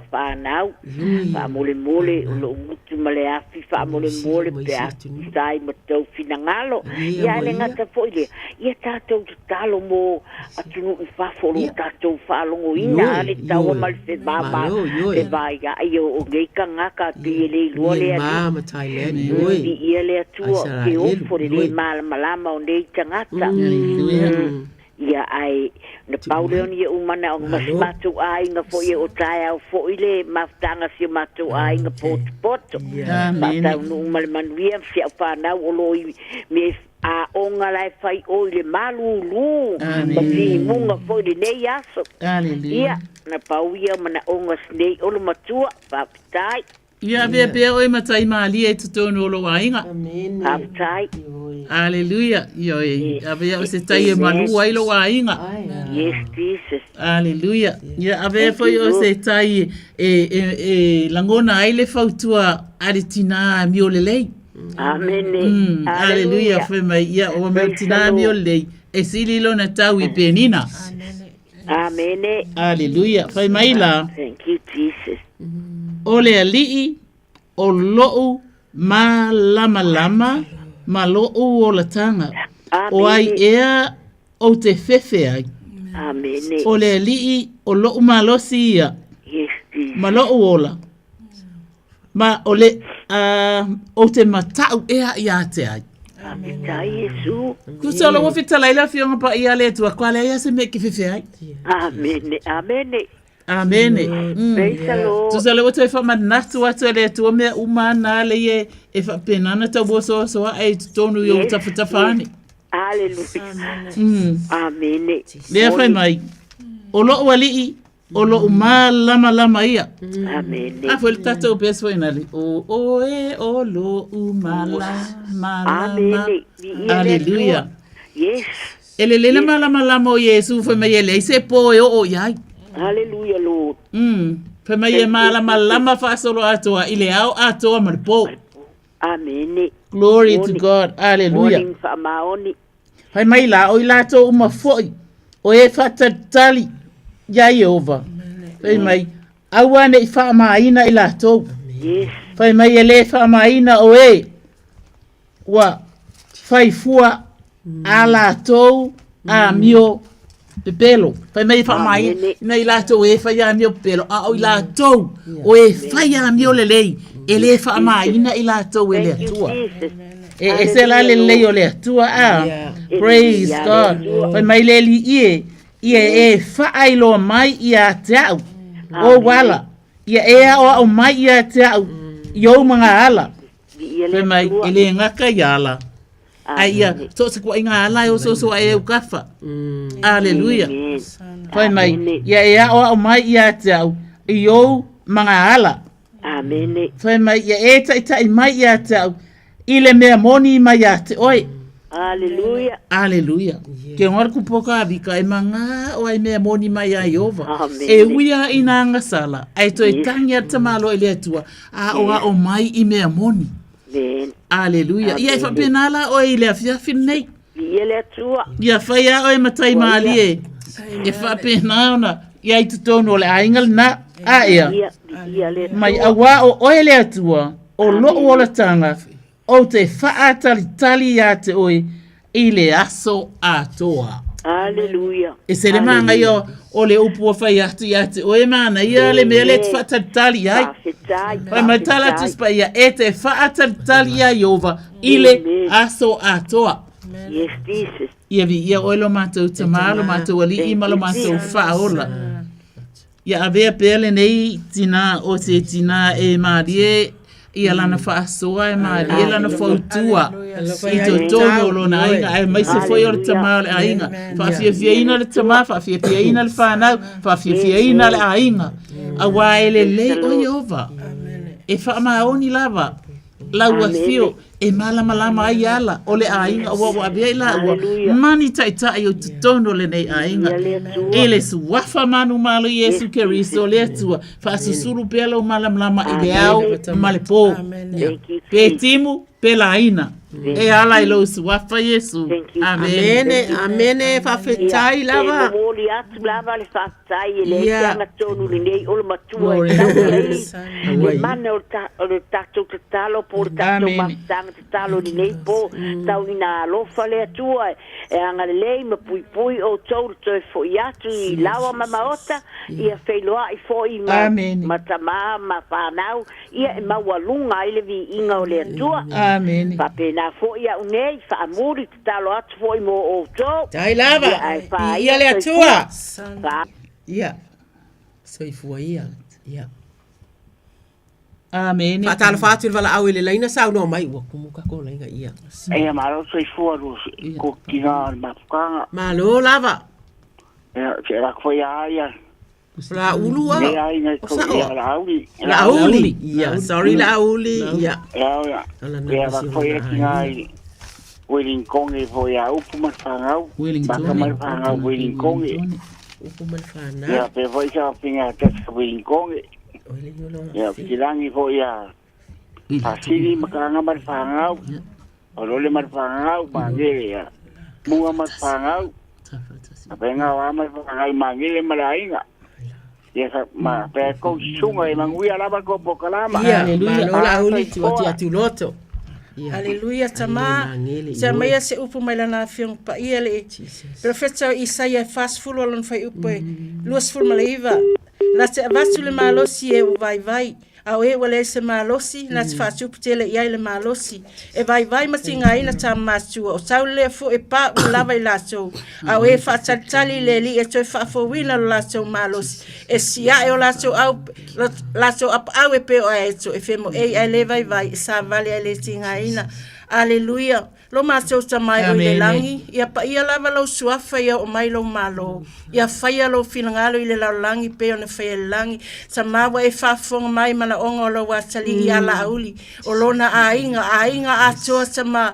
Wa umane e festa lai a te mātou. Aleluia. O me fusfusia le lau langi. E fusfusia le langi. O me ta lai le lau langi. E ta lai na le langi. Wa tu ina atu i atu o e mana onga lau watali i ala auli. Lana whanau o lona tolua. O ainga umatama ua mātou tu ina atu ua mātou ta ui se ta ui tasi ma tu ina atu i laua fio whaia lo finangalo i le lalolangi e pei ona whaia i le langi i le suafa Yesu Keristo. Amene mamene. Amene malo lava. Aisalo. Ia le na ai o whaafonga mai le tina la uli ia wa uma la ulisi le na ai saunoa mai le wa i le laina ono sa i mai saunoa. Talofa ya te urofa le tua. Hallelujah. Talofa. Au pa ia le tua. Ia. Talofa tina. Ma lore langi mama so fo maua. Oi foi. O lo nise le nise. O nise, malo lo nise. Ya ma lo foi. Ia. Ya. Pa longo tu fo, yo lo si fo pa ma lo siau. Ya ma lo ya te uro chila. Ya o ruala o la utopa ia le tua o lo fa malu si me fo ta tu no ya me se fo o la ma tu ia ma tu nei ya vi ia le lo fo le ali amen ya ai tu la o ma tu mala o ma ta tu fa ta si no mo le tua amen ya fa pe o na sai ka ina ta tu pulmonia la fionga ma o ta tu fa tu ya ma fa mo ya ke ya o le tua o tu ele ia se tasu na o ia le tu o so ia ai mo atu mana onga ona so tamale na malanga sa mo penina ia o to kilima ia ile saura o falmai ia wata wa faina foi le fatu ia tu lai a mo ia i mana le amen ia ia foi le malo ia que Ia mai se foi o sia o whanau atoa, amalai rato whanau. Ai mai se foi a mafuta atu i se o whanau na rato malanga Samoa. O lau whai se au i tōru o masitine tō tasira iai. Ia ele, i foi mai, ia i pia whamanianga le atua. O lau fuafuanga foi whale ainga na malanga ai. Ia le atua e o ia o le tai au e mua mule whapaparo na awa lofa. Ia mai se oro na mana pa ia i rungo i tātou i me o tātou te whaia.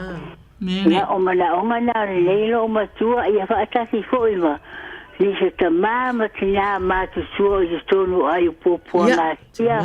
Ia lo whaatu iai ma wha.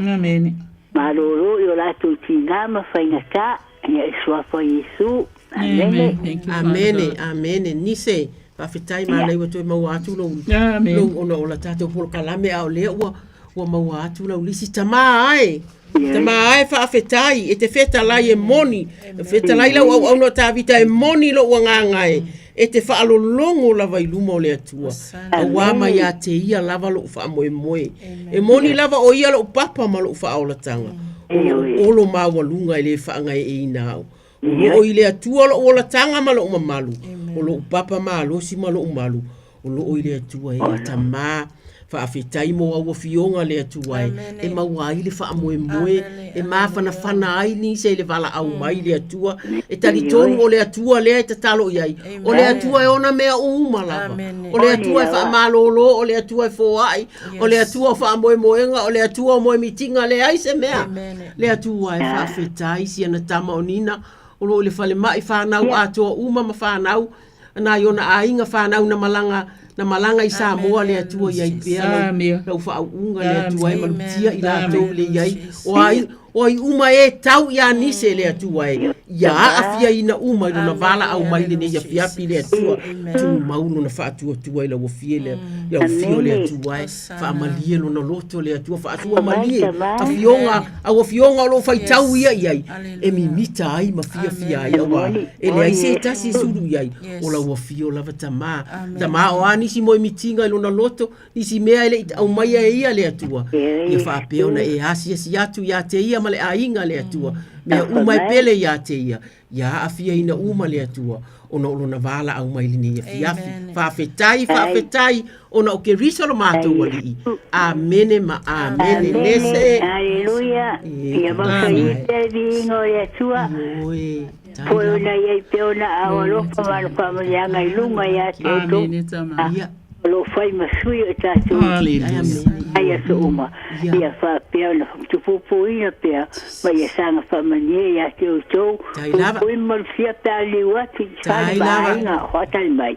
Ia iei pia le mana o le atua. Tātou mau se moi ma se maru ronga fili mure nei po. Ia o lopo tātou i whaola. Ala whaitai au avero na viinga. Ia rofa te leatu mo o tau umarawa. Ia soifua ia lo nise. Aleluia, faço folo nesse e fatalo fato tatu la aulunga le laina malo le on sai. Fatalo falo me masanga. Talo fa tonina. Mai se voi sta si suiolo. Ia o tuloto sta tuloto ia. Ia vai ele sue monia ele e to tele au na le to soani. Que le ai fio mai. Nise ai. Fatai mole u fa malo. Tonina. Ia malo tonina. Ai mo le foi nganga pa sai so tal sanga nanga yaso. Aleluia tonina. Ia o mana unga masani lava. Ni kanga lo ina si tomato ina fa malu mano fualo. Ia mai se sia we kale sia to mana vena tamam sina ma tua. Ia mai se lava na yalo mfanau. Ia lai la to fu lo fa to lia pe mai tu nga tu ina tu leva ya so leva ya ia ela vea mai te talo io o le mala malama fu ma vai ya tu bien fa ma vai ya tu si sta si tina o lo tu ina tu te e no o ya fa fitai ia ele fa nga ina tu ina tu le tama ya mu pola ma spa nau ya lo fangele tu o tu tina ia o malanga tulitina ia o ia malfana e mai tena i una usumo tuanga ni malanga mau mai so se tuole me la langi ia lo fangia fo ele tuasion tina wale mfaina wai mai Australia wai iwa skul malifitio tausanga Hallelujah. ia mai se o au tina am se o fana o lua mala to fana ia mai se na yo wanga u malava lo fe ngai foi nei fana mga luenga nei po o te talitonu lava ele ai lava se vai pano le nei mafutanga ele o ia to talo ai fa ngata I o mana onga fa mo le lava tu mai tu atu ya Hallelujah. tu lot O lea la ua mātou whaalongolongo atu. Hallelujah. Ai le ei fo se vai tau fo I o le nei fo I so I fua ele o ia ile lau mana onga ona o fita ua o fo I ai. Ia. Le nei soifua ia o le soifua lava lea o le tātou te iai. Le tio la fai maritala tu spa ia. I le salamo e lue sumarfito o le mwhaupoi wha. Fai mai. E tasi le mea. Ua o wole atu ai I le atua. O le mea lava lea. O te sa ili atu ai. Ia o nofo I le fale o Iova. Ia so umaolo wola. Amen. Ia wa. A whai tātou te tu mawai lo tātou atua. E ma vai atu le nei o langa. Ia na maoni e lole le upulea. Pai mai. E tasi lava le mea tātou te sā ili atuai. Ina ia o tātou no foi le fale o Iova. Ia so uma o lo tātou wola. Pai mai. Ina ia o I loa atuai. Lo matango fie leli ie. Wale le fale o Iova. E matango fie a mea uma iai. A ea. A whaapea fo I tātou te mawhau whale nganga ma tātou te talo I te tonu o tau walala whanga ia po tau whanga foi.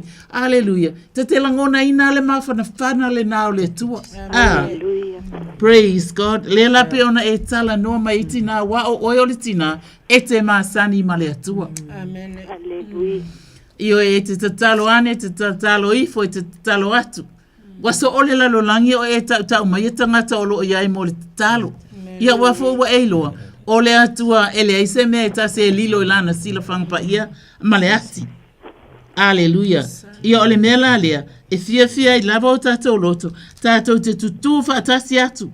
Ina ia iai le whananga le atua. I le ainga o le tama e maisa o le whanau. Ia iai le whaamalo longa whai pea. Ale atua I tama matina matutua. Alleluia. Susunga le whawhea ngainga. Alleluia. O ainga malava o le ekalesia. Aile ngata foilea. So se tasi o lo whapena o na whaafonga mai. I lau tala mai tina.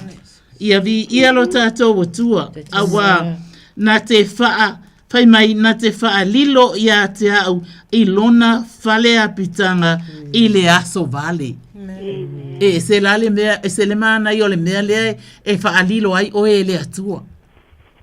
Whai maritala tuspa ia, na te whaalilo ia te oe, I lona whale apitanga I le aso vale. Oka se whaamanuanga o loo iai. E lai whaalilo I lona whale. A o le whale apitanga o le atua. Ia maualunga le vi inga o le atua I ni fiafi Yesu. Amen. Amene nina malo. Mai vo ele vala awatu. Alleluia. Ai lo fatele lava mo uto. Nina ele to tai mi to alvenga lo foi asau lo tu mai foi. Amen. Ia fato faso. Sei fua nina. Faso fua. Osana. Fatalo fa tu vala awele laina sau no mai o loto. Talofa sau no mai. Kalofa lava. Kalofa le au. Ya malol soifua ya ke o kofua. Ia. O ko kikia fa singo kuai mai por kalamea. Le ai mo ko ile lava le lo kai mi.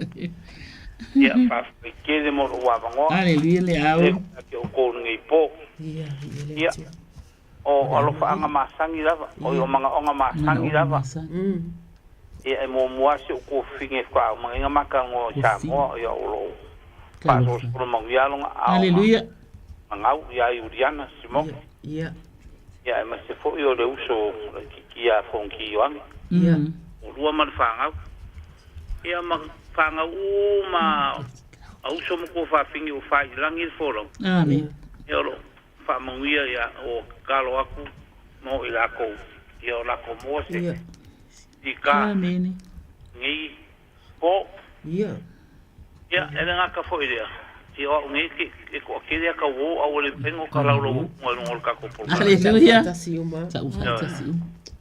ngai o ma ko le ma ko ke fela ka i kamare o i pukau maronga kausio o per ia pa per kinga mo ko ya fa ele nga wo ko le malo si o fa per ya vai kwa Ioi. ya ko le si o le kamare po mo ya Jimmy Jimmy ia le tu. Ia. ya Ia tu. ele nga ka fo ide ngai wo le fion ya le si mission a fin o ko le ngai ma ko pikongu amuele ko ya ko ri ngai po fa fo ide Glory to God. lenga ya ma o ya fion ma Fiu mama. ai kelston ya fa muele ko ngai po Oh sana. Oi la wo mai ma sang fa no lo mai ke ngai po ya nga wo le la lo wo ko so fa nga fa la wo ke de lo mo o wala au le ko lo fangia o mala va si le fie de ko e de dilo se me ka ngi ke wo le la lo ko so fa ya ngo ko fa ki o ma fo le ko La faina. Sana. ya fa mu ye ke de ko ngai po ka ko ma fa Ia. Praise the Lord. o wo kinga Ia. alo la Le tu ia mo nga o Ia bia le li ile au. Wa Ia. Wa fafafonga le tua i o mana onga. Ale au mai se tu si mai le. O le Filipi, aleluia. Filipi e whawhai upe ono. Aleluia. Aua le popole o tau i se mea tasi. A ia whailo atu o tau mana o i mea umalava. I le atua, i le tastalo, ma le whaatonga atua, ma le whaafitai. Aleluia. Ia tato o whaatasi i le atua o le atua e tali o mana onga. Aleluia. O whetalai fo i le atua e tu le pui pui ma tu i atu.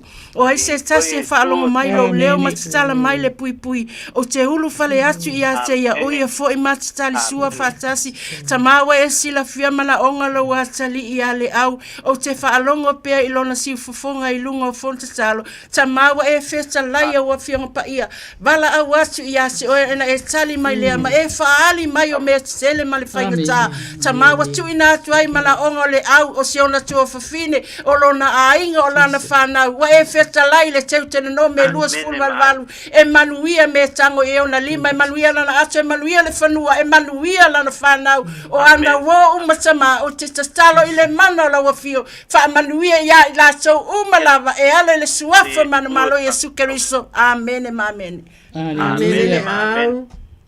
A fekai mo le kalsanga moria mo mga onga. Amen. Ngi ko inga langa wa waila o wa.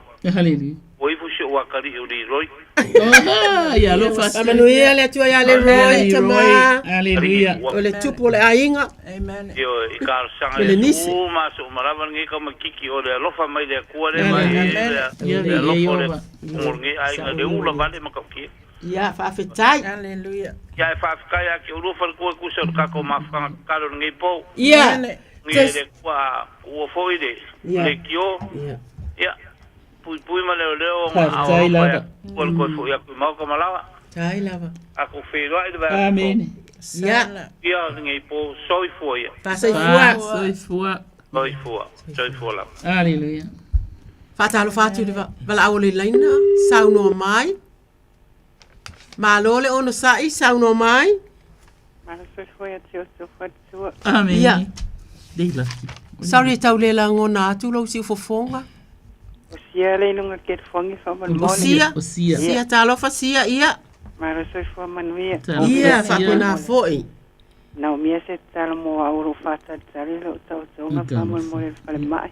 Ia. Ma si oni si sa mo vai so fo. Tu e se serio ia ma. Male pepe. O lona nis, o le nisi o Samoa, ia. Nisi male pepe, ia. Malanga i Samoa, ia. Malo, sia ea, o le a. Ia. Na, o la o mana onga na. Ia. Ia. Amen. Ono sa i leo, o loto tere, fai mai le. Fai mai a Yesu tami va ia ele salamo i se lauru se frutasi fai tau iai. o upu mana ai o upu mana mo oe fai mai le fionga le atua e fa asanga o mata i maua e o mai ai lo fisosoani o lo fisosoani e mai ai o valea o le na fai le langi a te o mali lalo langi e tu ina mai e ia le ma peva lo vai o lo leo ele tu le moe la vaia fauta o leo ya Israelu ele tu le moe ia ele moe lava o Yehova o lo leo ia o Yehova o lo paulo le ile o tu tau matau ele tai o ele la ile au po le masina ile po ele o leo Yehova ya te o i mele anga malava ele o leo mai o ia ilo wanganga ele o leo Yehova ilo fafo mo lo fale e a matanese yo le fa tama o au fionga na ua mato tola ula watu mo lo wa fa fine usia le atua te sila fia o lo fa tali lo na tau tonga ia i taimi e mato te langona ai fo ile le fefe au le wa fa fonga mai o ia wo fionga tama fa o popoasi asi atu ile taimi ona tatalo ile taimi e tala no atu ai ile taimi wo tau se ele fa mo tama mau ia tu watu ia i tali tonu mai lo wa fa fine o lo te tonu ia te oe si ona ni so lo ausa o lo aunga ni mai o lo atu i Samoa ma le pepe. Amen. Manu ia la wata ma le ea ese o le a wati ai fa manu ia malu pui ia masia na tama taunu manu ia i a inga le atua opongi mai le atua ma ua fo ini taimi le lei taimi manu ia mo ia ma a inga ia fa pena le manu ia o le a inga fa manu ia sia tama tuli loa ina ia e o fionga e pe ona faita wina o di suafa o ke riso wa mato wole atuai amene ma amene sia ai lava mo sanga manu ia ia a pena fo isia fa fua amene ia fatalo fatu tata bala ulunga le laina sau no mai mai malo le ona sai eu o wala watu ia e se foi tu langa wala au ia sau no le lava lua sunga e partua fa fe e ma fai ana mai se tato se talo le na mo le tato fai nga malo e tu langa le ia o le koi ma tu te talo ia wala au watu le na ia fainga malo Samoa aleluia o ia i fufuanga le malo ni fiafi malo lava aleluia thank you Lord talo sanga malo lava ia vi ale atua tato fai tala ia mai feta o mamisa o ia te oto ele ole nei ea mai o oto mana ole anga olo o tau yo oto tiro uma wa oto tu ina nau aile maua o lea wa oto fasioti wa oto losi ai tau te le mawhai o na maua o lea wa oto fa amisa wa fe misa iai mawhai taua ai le i maua e oto a wa oto le o le atu mana ia la lau vala au mai o la vala au mai ina ia vala au atu foi mai wa oto wa le atu ai le i maua a wa o le atu ma le wha le tau ina ia wha a umai mea i o oto mana o le anga foi mai o oto tangata muri lulu ai foi mai tau te leilo ea o le wha wai ma le lalolangi o le ita le atua o le nei o se fia wo ma le lalolangi wa a vea o ia maita i le atua lo mātou ta mapa iai ona o lo mātou taimi wa le whaitawina a toa o maitusi nei ai wa mata o atu le atua mātou te langona lava le whaamaua lalo i o luma i le suafa manu malo Yesu Keriso lo watu nule na wata ua ai i alo suafa e whaabae i le atua Samoa o se whaabae mautu o se whaabae longa o se whaabae ola tasilona le atua wa whapenana wheliuli waifina ngalo maloto o tangata ai wa mātou atu mātou te whaamaua lalo whaatasi mai lato uma oe olo whaafonga mai ile nei te talo ile nei e fiafi o vai alofa mai ni liu mai o fofonga alofa le atua o a ao ma fana se e wha ma fana ye o lo ma fatia ma whano noa i nei whainga ma tu maanga o lo whaafeona tutupu mai le malo Samoa Aia e alofa mai le atua. Fa ailo atu lo malama lama. Awa o laua fionga o le sulu lea. I o matou vai ma le malama lama i o matou wala.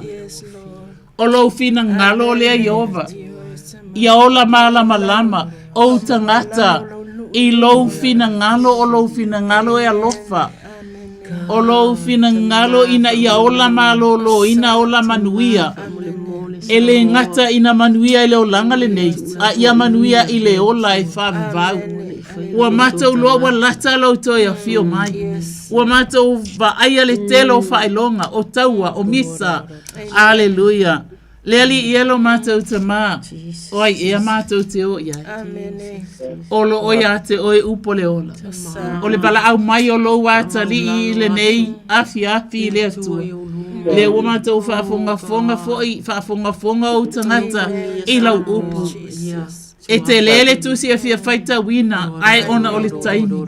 Aleluia. Ai pei tai lo matou watua. O oe o le malama o le lalolanga. Ia whapenana whasusuru atu. O wala. Se isaba lia elo watu nu wala e te fina ngalo isaba bali ai. Ia ola ina elo watu nu. Aleluia. Ia lo fina ngalo le atua lo matou tama. Tama ea. Whamole mole talia la matou vala au. Ona olo o telefo inisi olo whapena. Ona e whaatalitali mai mo le wala au. Atalii. Ia, whamanuia le atua ia te oe. E ala ni suafo Yesu. Amene, amene. Ia. Amene. Malo le tatalo. Hallelujah. Praise God. Sanga tatalo pea lava pea mo Samoa. Amene. Ia. Hallelujah, Jesus. Ia, manuia tele ona o tatou wala au soifua ia. Fasoifua. Fatalo fatu wala au le leina malo lava le ono sai. Tulot. Malo soifua ia te oto. Hallelujah. Alofa. Tafte Ia, laki foi le wai Le laki. Le lainga. Ia. Tafa le laki. Alo lava. Ia, o le mea lava e tasi o mai lava o tino nei lava e tawivi. Ia, ele ngata e lea. Na ia o whanau, malato whanau. Amene.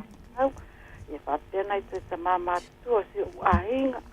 O to whilau lulu, ia mamangere tau manu. Ia whapea foi nei whanau ana i o grandmama o auntie manaia ia ele. Amen. Ai ato. Amo ato le. Lana mamatangi ia e lava ta ate i tua fio larolangi. A te tono, lo manuia la tom feloa i talo ale ngata le se au ia tinama. Hallelujah. Bikalisi. Ai ngata tasi na yo la au ainga.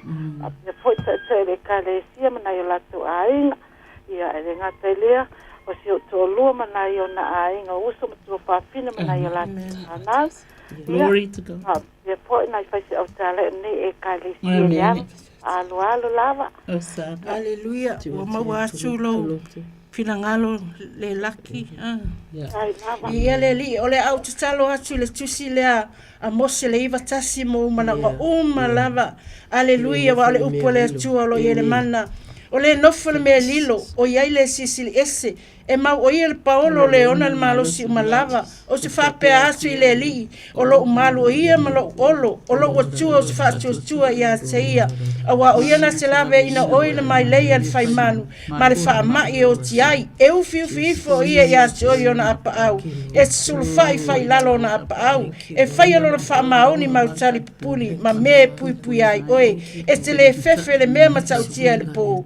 Ma le ufana i lele le au. O le whaamai whea lua il pongsa ma le mala e whano ai lea o tea sama o le tatalo lea mo lo wa fini lo tina amele o wa fionga ia sama lo ia le mana ia whapena ona pa i ati ia le laki aleluia mo na ainga oma o whaife au lo na ainga o e o lo tala ia lo filangalo o le upu lea le atua ua o tatalo atuai o le nofo le me lilo ia le sisi esi e mau o ia le paolo le ona le mausi malava o te whape atu o lo malu ia malo olo o lo watua o te whaatua tua ia te ia o lana upu na e vatu aile talo tua io ile nei afi lo ainga aleluia aleluia fa tua ile tua wa fetalai ile tua ale ai so tato fa tua ele fia mai o e au ina tato fa tua ia te tu ina atu me uma tato te pole ai wa lo manatu mai o ia tato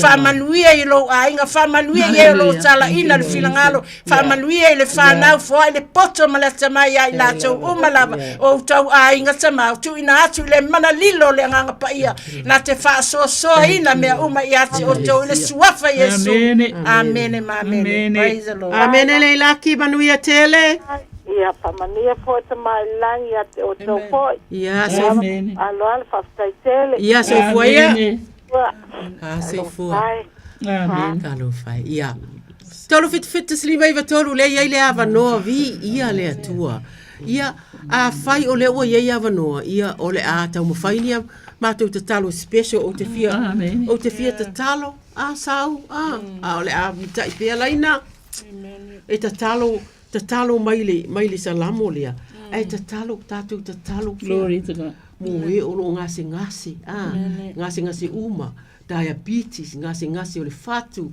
o le kanesa wa uma o lo ngase le ngata i Samoa au tangata uma o lo ututonu o tatu ma o ngase io vai ma tu te talo o ma tu mata i tua o fionga vai mai o lo ilunga o le vailo si ufofonga o lo fai tiri mai le tua mamalu mai o Yehova o lo ilunga o vai tele ia e ma lo si de si ufofonga o Yehova e mamalu de si ufofonga o Yehova o lo nga uia a rasi de si ufofonga o Yehova o lo nga uia Yehova a rasi o le panona o ia o so ai la tau e pe o le tamai povi o le panona masiriona e o so e pe o le tamai rema o le si ufofonga o Yehova e vai ai le mumu le afi o le si ufofonga o Yehova e tete mua i le vau o Yehova e tete mua i le vau o le si ufofonga o Yehova o fana wai aila o manunu ai fo i le vau matua tama o na wao atu e whaafofonga mai i a mātou i la mātou lisi le atua tama alufangia e ua leva na tau wivi ma le ngase o le diabetes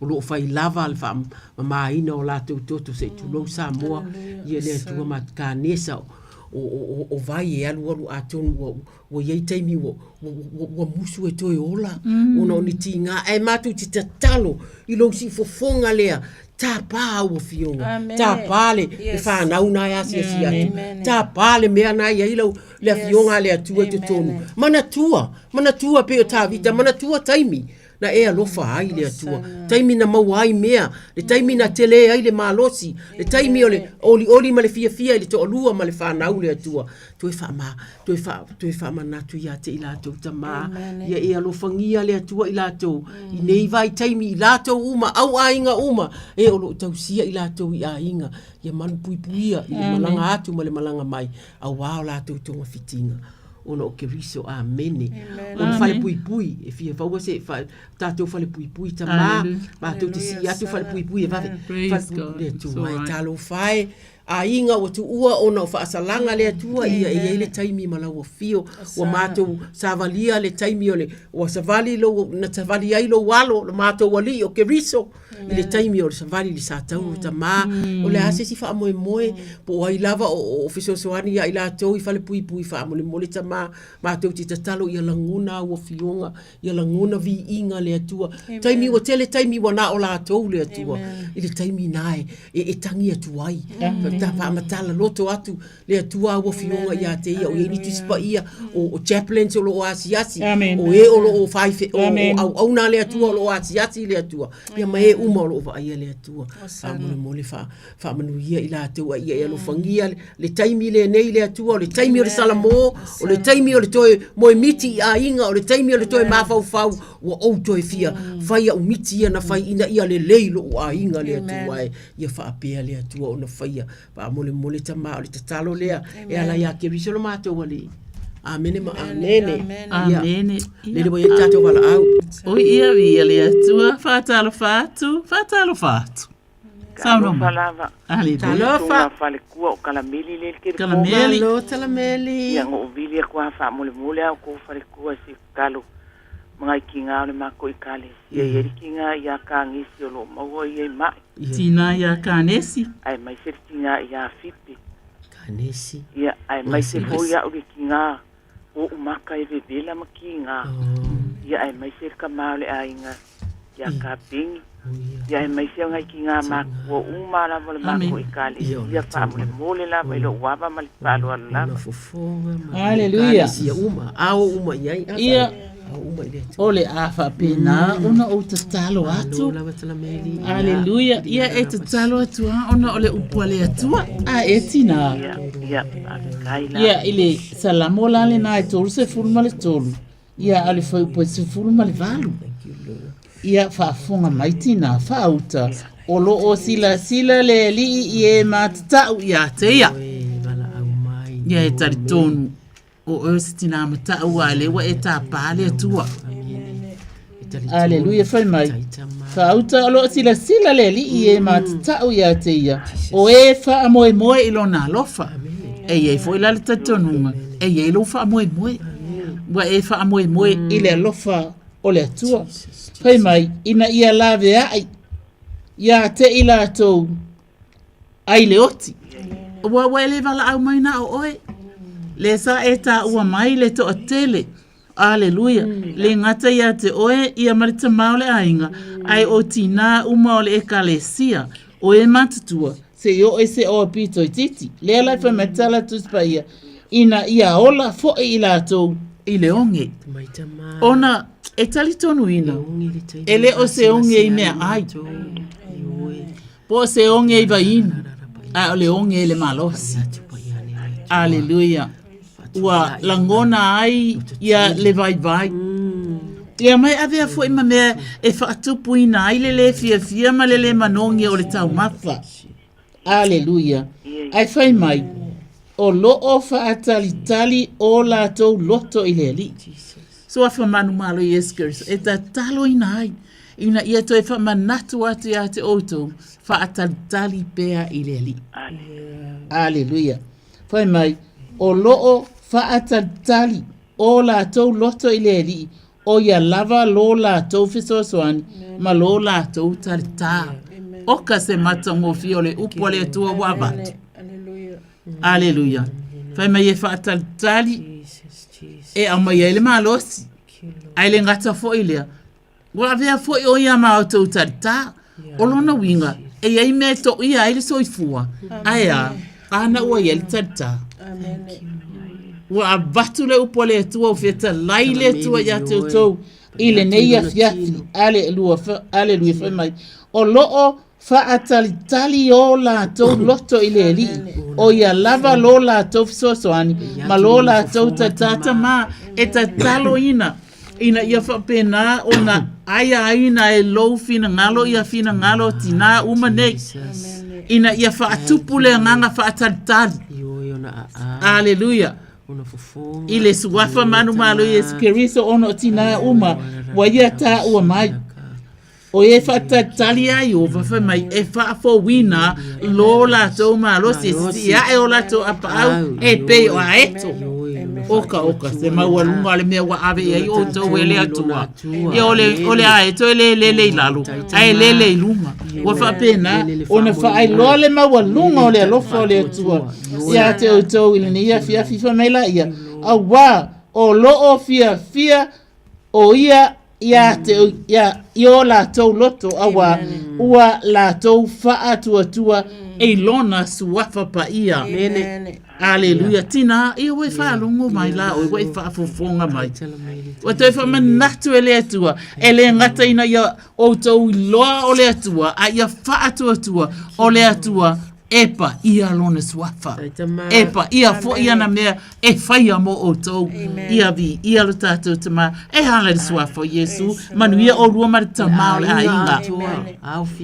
Amene. Ainga uma wa e tā ua. Maise o tina uma o le kalesia. Ile suafa Yesu Keriso. Amene. Amene talameli. Moli e kual whaafikai ko wa fionga. Aleluia talameli. Mo kakalo mole. Manga ongo ngiki nga. Aleluia. Kai kele lava. Tua tani manao. Manuia tele o e male a inga ia soifua ia. Soifua. Soifua. Tolu fita silima iwa tolu lo ia inde mo no tasi pe lua ma no ia te toe ai ia matu tatalo ni matu tatalo fa apito se lua e fia fai ele mo tanto taimi a fai mai tu lo to le si a tu lo to ia lo ile tatalo le mo o te fia mama o te fia tatalo mo ila to o tu o la to a inga o le fina ngalo le tu evangelia ma se suma iwa lo fulu iva ai se tasi we atu ua fale po uso po sua whawhine, po tama, po le tina, po le whanau, po le whanua, ono lo ingoa, e maua e ia e ta isatua se lau, e whai fo i mona tofi le malo e whababau, aleluia, aleluia, o te fia tama ua maso whaalongolongo i lau siu fufonga e ala ia wa fionga, wa le ala le na fio mai e suke riso ona o lau filangalo, na e fetala ia le evangelia ma rekos ful male o fai sunga fitu male ful male valu e moli atu foi nei fai longa e fa tua e te tuli o tau te moli lo ngoa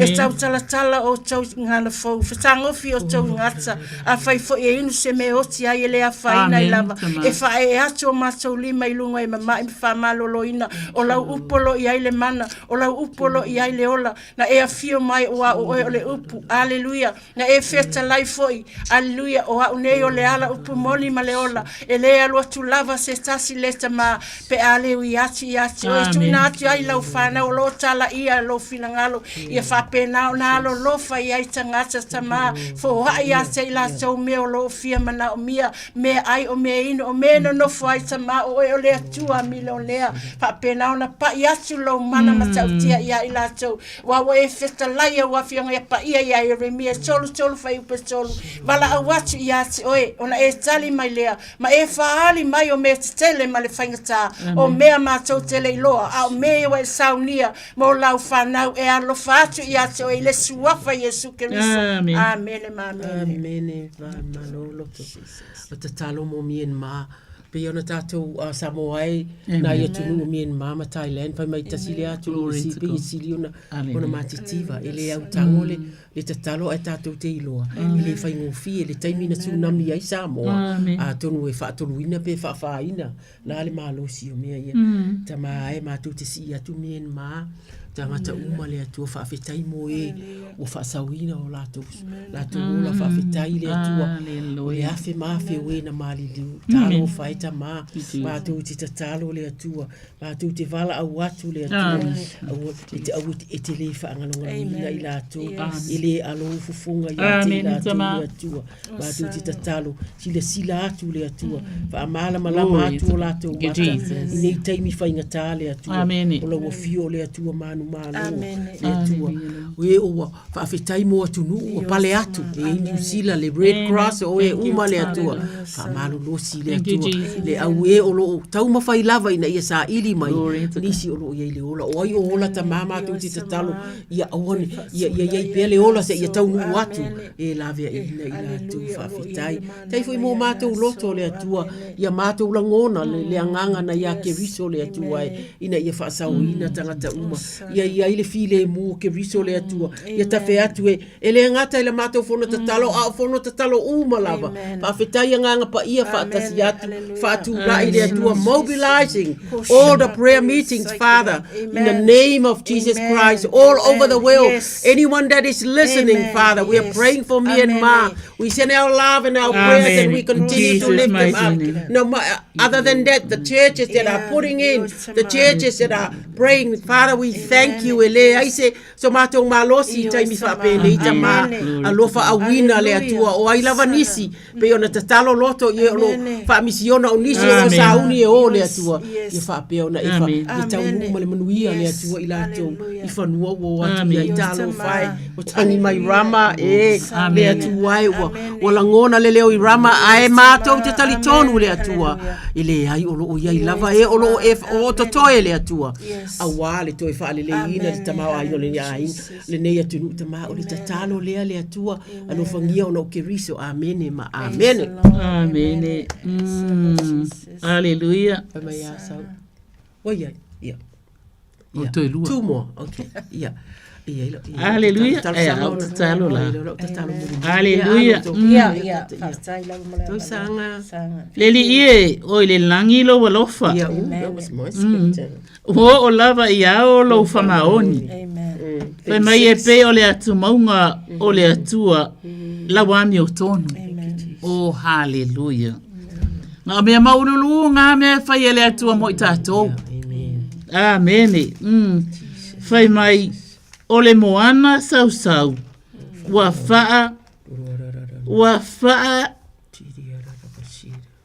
faa masino, ma faa masinonga. Le ali ie. Whai mai e o lava ia, i moana sau, le faa masinonga Aiova. Amen. Aleluia. E manga o Aiova e langa faa masingo inga ia faa lelei, ma faa kongkong, ma mea molo lelei, ma lo tātou lelei. Oh, hallelujah. Whai mai la el tala tusi pa ia, e pei o le atu maunga o le atua la wami o tonu. Amen. O le moana sau, o au faa masinonga le li ie. Whai mai ua ola ia te oe tangata. A toa, wow. A toa mamanu. Au ko ke whakau ngā e manu. Ioe, au ko ke whakasau e manu amnin. Aleluia. Lele whai mai e tala tu spaia. Whai mai e au ko ke whakau ngā e manu. Mai le atu ai. Ema e ulava lo walofa. O le mea lea ua whaatua tua ai tangata. I paolo o apa au. Aleluia. Pa ai i a ao le atua. Ua whaaloa loa e pei o apa au. E wha paolo ia i tātou. E wha paolo pe a timu, e wha paolo pe a la, e wha paolo pe a ngase, e wha paolo pe a matitiva, e au mai ai mea lelei, e a mai ai mea matangofie, e wha tamau a inga ina ilo soifua malo uola. Aleluia. Oka se atua ina wha oni e mana ole atua, awa lava nei mativa, se tasi o lana whanau, o ana tangata na whai. I le tamau a inga. Mai wa maea. Wa whaile nei mo outou. Wai se fia inu sau. Wai se fia ai sau. Wai foi se fia mangalo sau. A wafa ma Yesu ke riso. Ua maea. Wa whaile nei mo outou. It is wa for Yesu.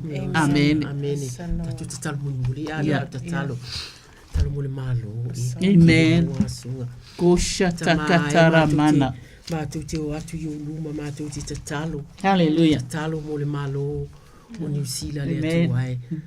Wa umona tatalo mo Samoa. Amen. Whawhetai mo ngā luenga. Whawhetai mo tōwhia mo le nei vai taimi. Pai mai ia wawhionga i o mātou tatalo pēr. Ia uma mau te nonofo ai, ia mātou tatalo tamā. Le to mai ma le to fa mai la wofio le atua au wale so ala puleina le atua ele ngata i tonu mau ta fono ia e mai se leni le atua e pe po alava po ale atua o le sufa tu fanga lava o le se leni awa le atua o ne ingalo le ta uila wofio le au te kanta matitiva e o le ai ni fale e o lo sava vani le ala o lo moi politito le atua ba te uti tatalo au fa masino i mato le atu ai mai po fe le benefiti au fe tamale ai ma te te tu watu i la wafio le atua a fai ma te le avatu se mea ia au mai le tatalo ma le anganga le mato le atu ai au ma te sava vani le atu fa fetai ma te manatua le atu ai ia au fionga le atu ava le atu lo loto valo la no fa le atu valo loto atua ia valo wanganga atua ia fa pe fo ila ona e alofa i o tua o i mai mativa tama le atua ma tu te tatalo ai le atu ai alofangia le malo alofangia fai poiponga alofangia ainga ua matou langona e fai lava sina o ona ona i mea la matou te va ai atu ai le atua o upu e lafo le atua ai matou te tatalo fa tu la i mai le au tau si file mu te tonu maota le atua ai e olo o ia le tofa e olo ma fai ona fa file muina le atua fe o ia le fofonga tatalo ta mama tu te tatalo tu fangia le pale mia fa manuia ia malona ainga e au o e uma o lo ta o ta i fono le atu ai o e o lo te tonu le maota e fai ai e pule ai le atu nu i fuafuanga ta ma fa fenga inga uma e kalesia la talia karisia pe na ta ma tu te talo a vatu uma maolato a inga le atua ia ke riso i loto ia le matau i lo fio le atua fuafuanga uma au ne ingalo va ai i lunga o le langi o aina faia le atua o fea o timu mai nei taimi wo oli wo maua vai o fa ta mamia fa pena ma te salo alo fangia le atua le te talo le mai ai Hallelujah.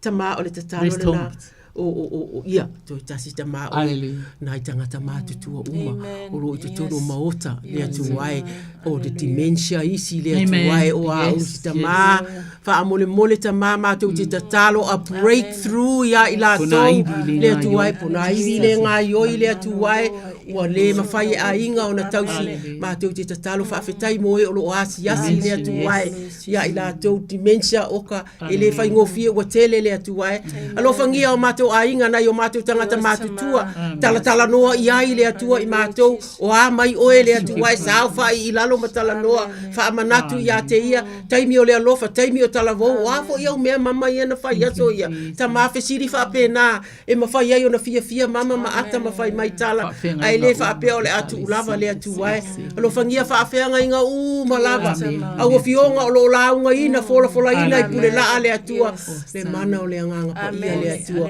fa manuia la to tapenanga le atua ia e fa uina ila to ali matama ta i fo mai uma so ti o le atua uti ai mato te tari tonu o lo lava le fa so le atua o ai o ia o ila to na o tu ia le ngaluenga le atua o se o le iloa le atua i la wafia o se o mato sa valia taimi ole fa matantuina o le maliu ke riso le atua o se na tele italia lava ke riso o se o ma lava le loto o se le atua o furi tu lava la fa apea lava le atua au le olanga nei le atua mato te talo lo fangia tuli loina i te talo le atua ya mato mata alofa fo i taimi mato te tala no ai mamoli mawina tangata le atua au mato te fia popoto le atua au mailo wanganga le atua au mato te sona fetongi la wafio ai au mato tu watu e o mea ia na fai le atua mo au o te fia tau tu lava ya oe ana le ai ke riso o te le fa pena ana le ie o lo fai malanga i lungo le atua i oe fa mole tama ia tau nu manuia o le ea ma le sami le atua ia e malupuipuia Samoa wala au ma mea uma o lo lau sao ma i lava le atua ma te o te tatalo le atua ia fa pea ona e fa manuia Amanuia New Zealand o lo mātou au maia au mauai maia ia mātou whanau ma o ngai ngā luenga tai mo fisosoani tai mo e malamolau foa i mo i mātou benefiti pensiona le atua vi ia lau afio ngā luenga whanau ngā luenga lo tausi ai mo kesi ma lato rent fa afetai tama fa manuia sau ma ave le atua ma le ainga o lau o uma malata uma whainga mo le tama o ainga tu watu i lau afio whamanuia le atua o nai matou te talo ia pe ia matou leo te tele atu i lau fio tama au lau fio lo matou tama e te wha mangalo i te ilo lo matou nau le atua manuia le atua ia lau fio wha manuia le radio Samoa polo kalame uma te talo i sitia le atua e uma o ta ua o e whai ngā luenga le tō wha e o lo whai upo Samoa polo kalame uma le atua polo kalame wha le anganga ia e maise fo i wha le ainga le atua wha manuia wha popoto la tō poponga i upu le atua e ngau wai le loto le tangata e su e le fisoso anu ia mavivi i fo i lau fio ta ma tu watu mea uma le atua ma mea o le maua o matou utu tu lau ta ma o lau fio matou te o atu ia vi ia oe ta ma ke riso lo matou wali le anganga pa ia le fisoso anu ono ke riso amene ma amene Amen, Father God. Hallelujah. Thank you, Jesus. Thank you, Lord. Thank you, Father. Oh, hallelujah, Lord. Malo tau. Haftai ma vi ia le atua. Amen. Hallelujah, Elona.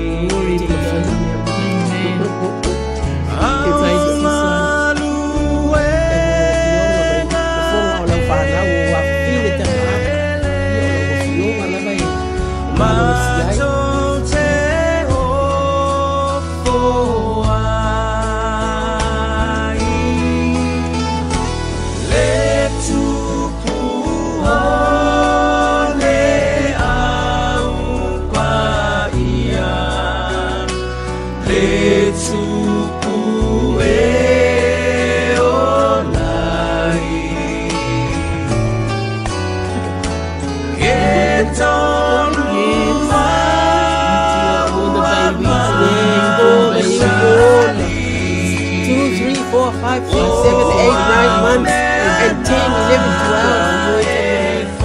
Let's stay for you. Yes. This is springtime. Yes.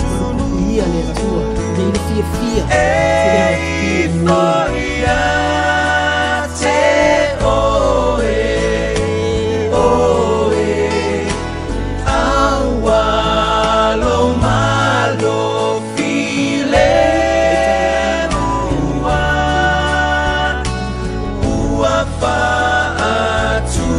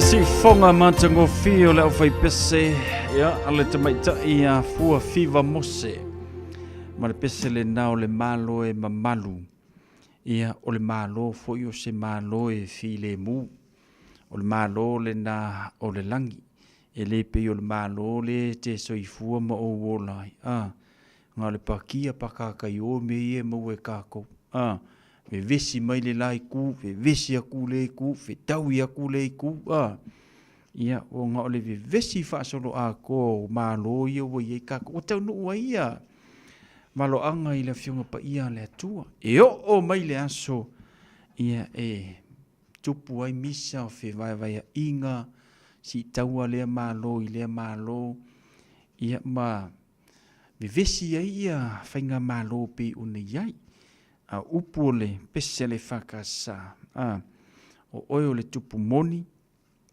sa wai le itua ma le laina le nal whai upu le pese o le malo e mamalu o le malo e file mu ka fia ola se malo whapenga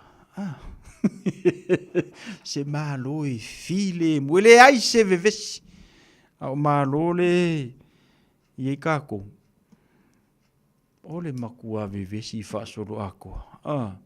Ia ui ilea. O lau te talo, o tātou te talo. Ile tua ina ia maua pe tātou le file mu. Ia mai a te i e wha wai au porkalame. Fuafuanga i te tono lo a inga. A o tātou maua le ola ma le malosi. Tau walunga tuai ma le tautua nai tina. Ia, ma le tātou porkalame o le te talo mo. O le nā porkalame te leina e mawaina i lungo le tautua le Radio Samoa i le tau le valu i afiafio aso whareile o vai aso te itasi. O le tautua fule nā le Radio Samoa e te mawai ma faufaunga whale nganga i so o se aso ma so o se porkalame. E tango i mai tau le ia porkalame le tātou le tio mai lava i le aso ngā fua se ia pā ia ona aso sa e te mawai ma faufaunga whaaleanganga i le tele o aso. Ai ore mea la ia kako e whaale haa kere kako i mea ia whaaleanganga pe alu aku lungo le tio. E manga o kako e paku aku le whai ngā ori. Ioi, whai me le kara le ai a misea mea ni tu tupu ia tātou le teimile nei. Ngai wa ile le i lungo viewers mo le meo le whai kakala ioi ka mo le meo le whai kakala whai ange le kala wha kupua lea whai ange le story le wha vai a lea sau le ori pepelo a lea ngai wa ile le i lungo whaku mumu ai umangi ai mase meo ngā me wha maungi ai tātou woolo i mea whaale nganga ma mea tau lea tua. Ai vai lele sola. Pe wawa ingi ki a polo fui. Pe wawa ki a polo fui e kai kasi amau. E whaale a kako i mea whaale nganga i le taimi le nei. Ioi. Ia ai hoolo lai kamanga pe onga uka ua kua i le fiafile nei. Koi kiki whaafe lima afe le au makamaka. Lai marisi aru esi. Ai olo i me whapena ona whawhanga i le anganga. Ia. Kako kai kasilo malule a inga ia la kuka mai kiki.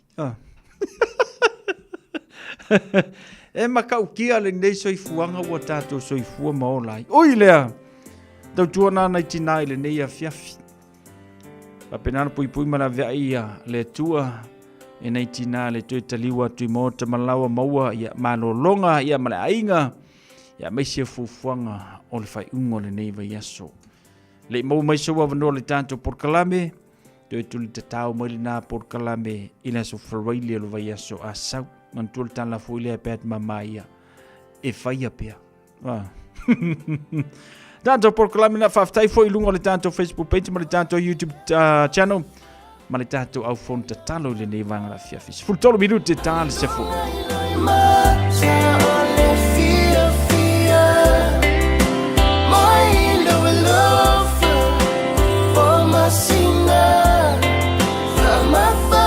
Family,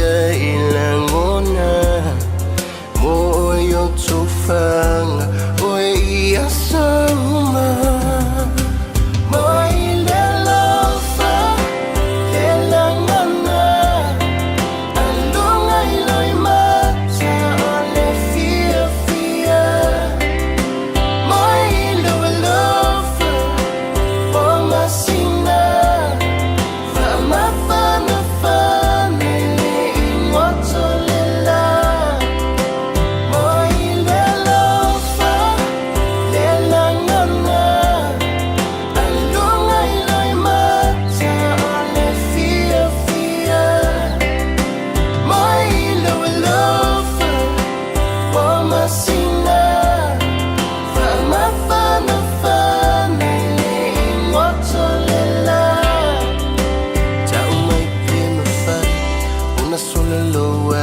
lofa ilangona ilofa tua iloa ina langona ilianganga ole atua mawalo filemu ai o pua punga awane Faiva yai lene yolanga ole fili elam tau le petia tau fasa semai o uma faufaunga ale to ilalo manu malolo alofa mai lelofa lelangana andunga iloi mata ole fia fia mai lelofa oma sina fama fana fana le imotolela mai lelofa lelangana andunga iloi mata ole fia fia mai lelofa oma sina fama fana fana le imotolela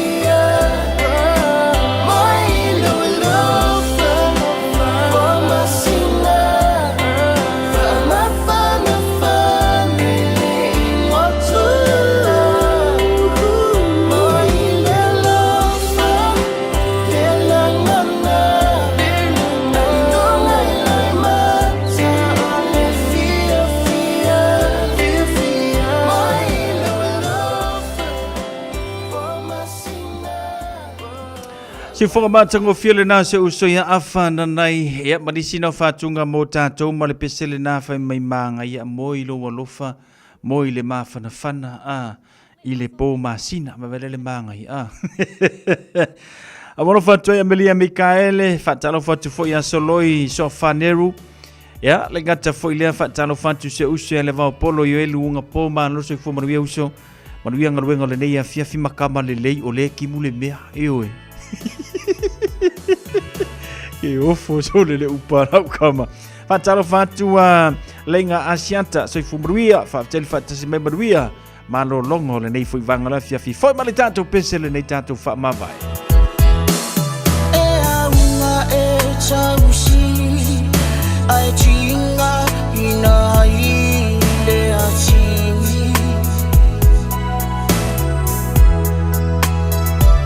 e o se fale e chuchulupea e mafua mai ona o se vivi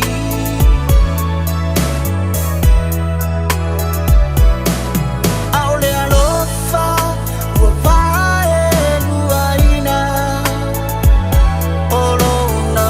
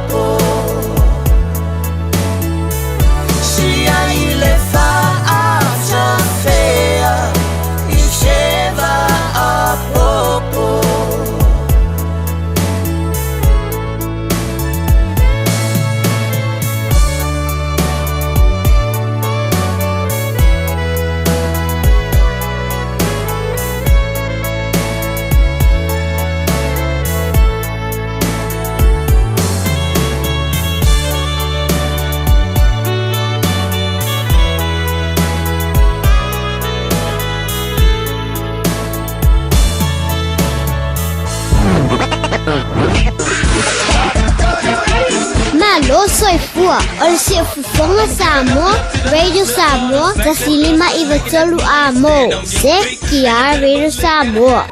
24 hours a day, 7 days a week. Radio Samoa streaming live on www.radiosamoa.co.nz. O le awhamana tuina le lima sfutau sanga o le ASP Polyfest i le Manukau Sports Bowl. Mai le aso lua e o atu le aso lima o Aprila. O se whatasinga pitsili o na tele i le lalangi atoa. Ma o loa wanoa fo i lea e te mori mawina ai anga nu SS a le Pasifika. Anga iana i le Manukau Sports Bowl. Mai le aso lua e o atu le aso lima o Aprila. E te tari tonu ai. Mo pepa urufale pa o ma o loa taungo fie. Anga iana i le www.asppolyfest.co.nz. O le ASP Polyfest e whaasa ai se ava malosi. Paa po ni vapes. O le R-Dash Travel o le company numera tasi le taungo fio pasese mo fe malanga inga i Samoa fa pele malanga mai i Samoa i New Zealand ei. A fea de loa i le ofisa o le R-Dash Travel tasi valu lima Great South Road i Manurua. Pe vili mai i le telefoni tolu iwa lua o fa o o. Tolu iwa lua o fa o o mo le R-Dash Travel. Radio Samoa. Tasilima iwa tolu amo. Radio Samoa. Tasilima iwa tolu amo.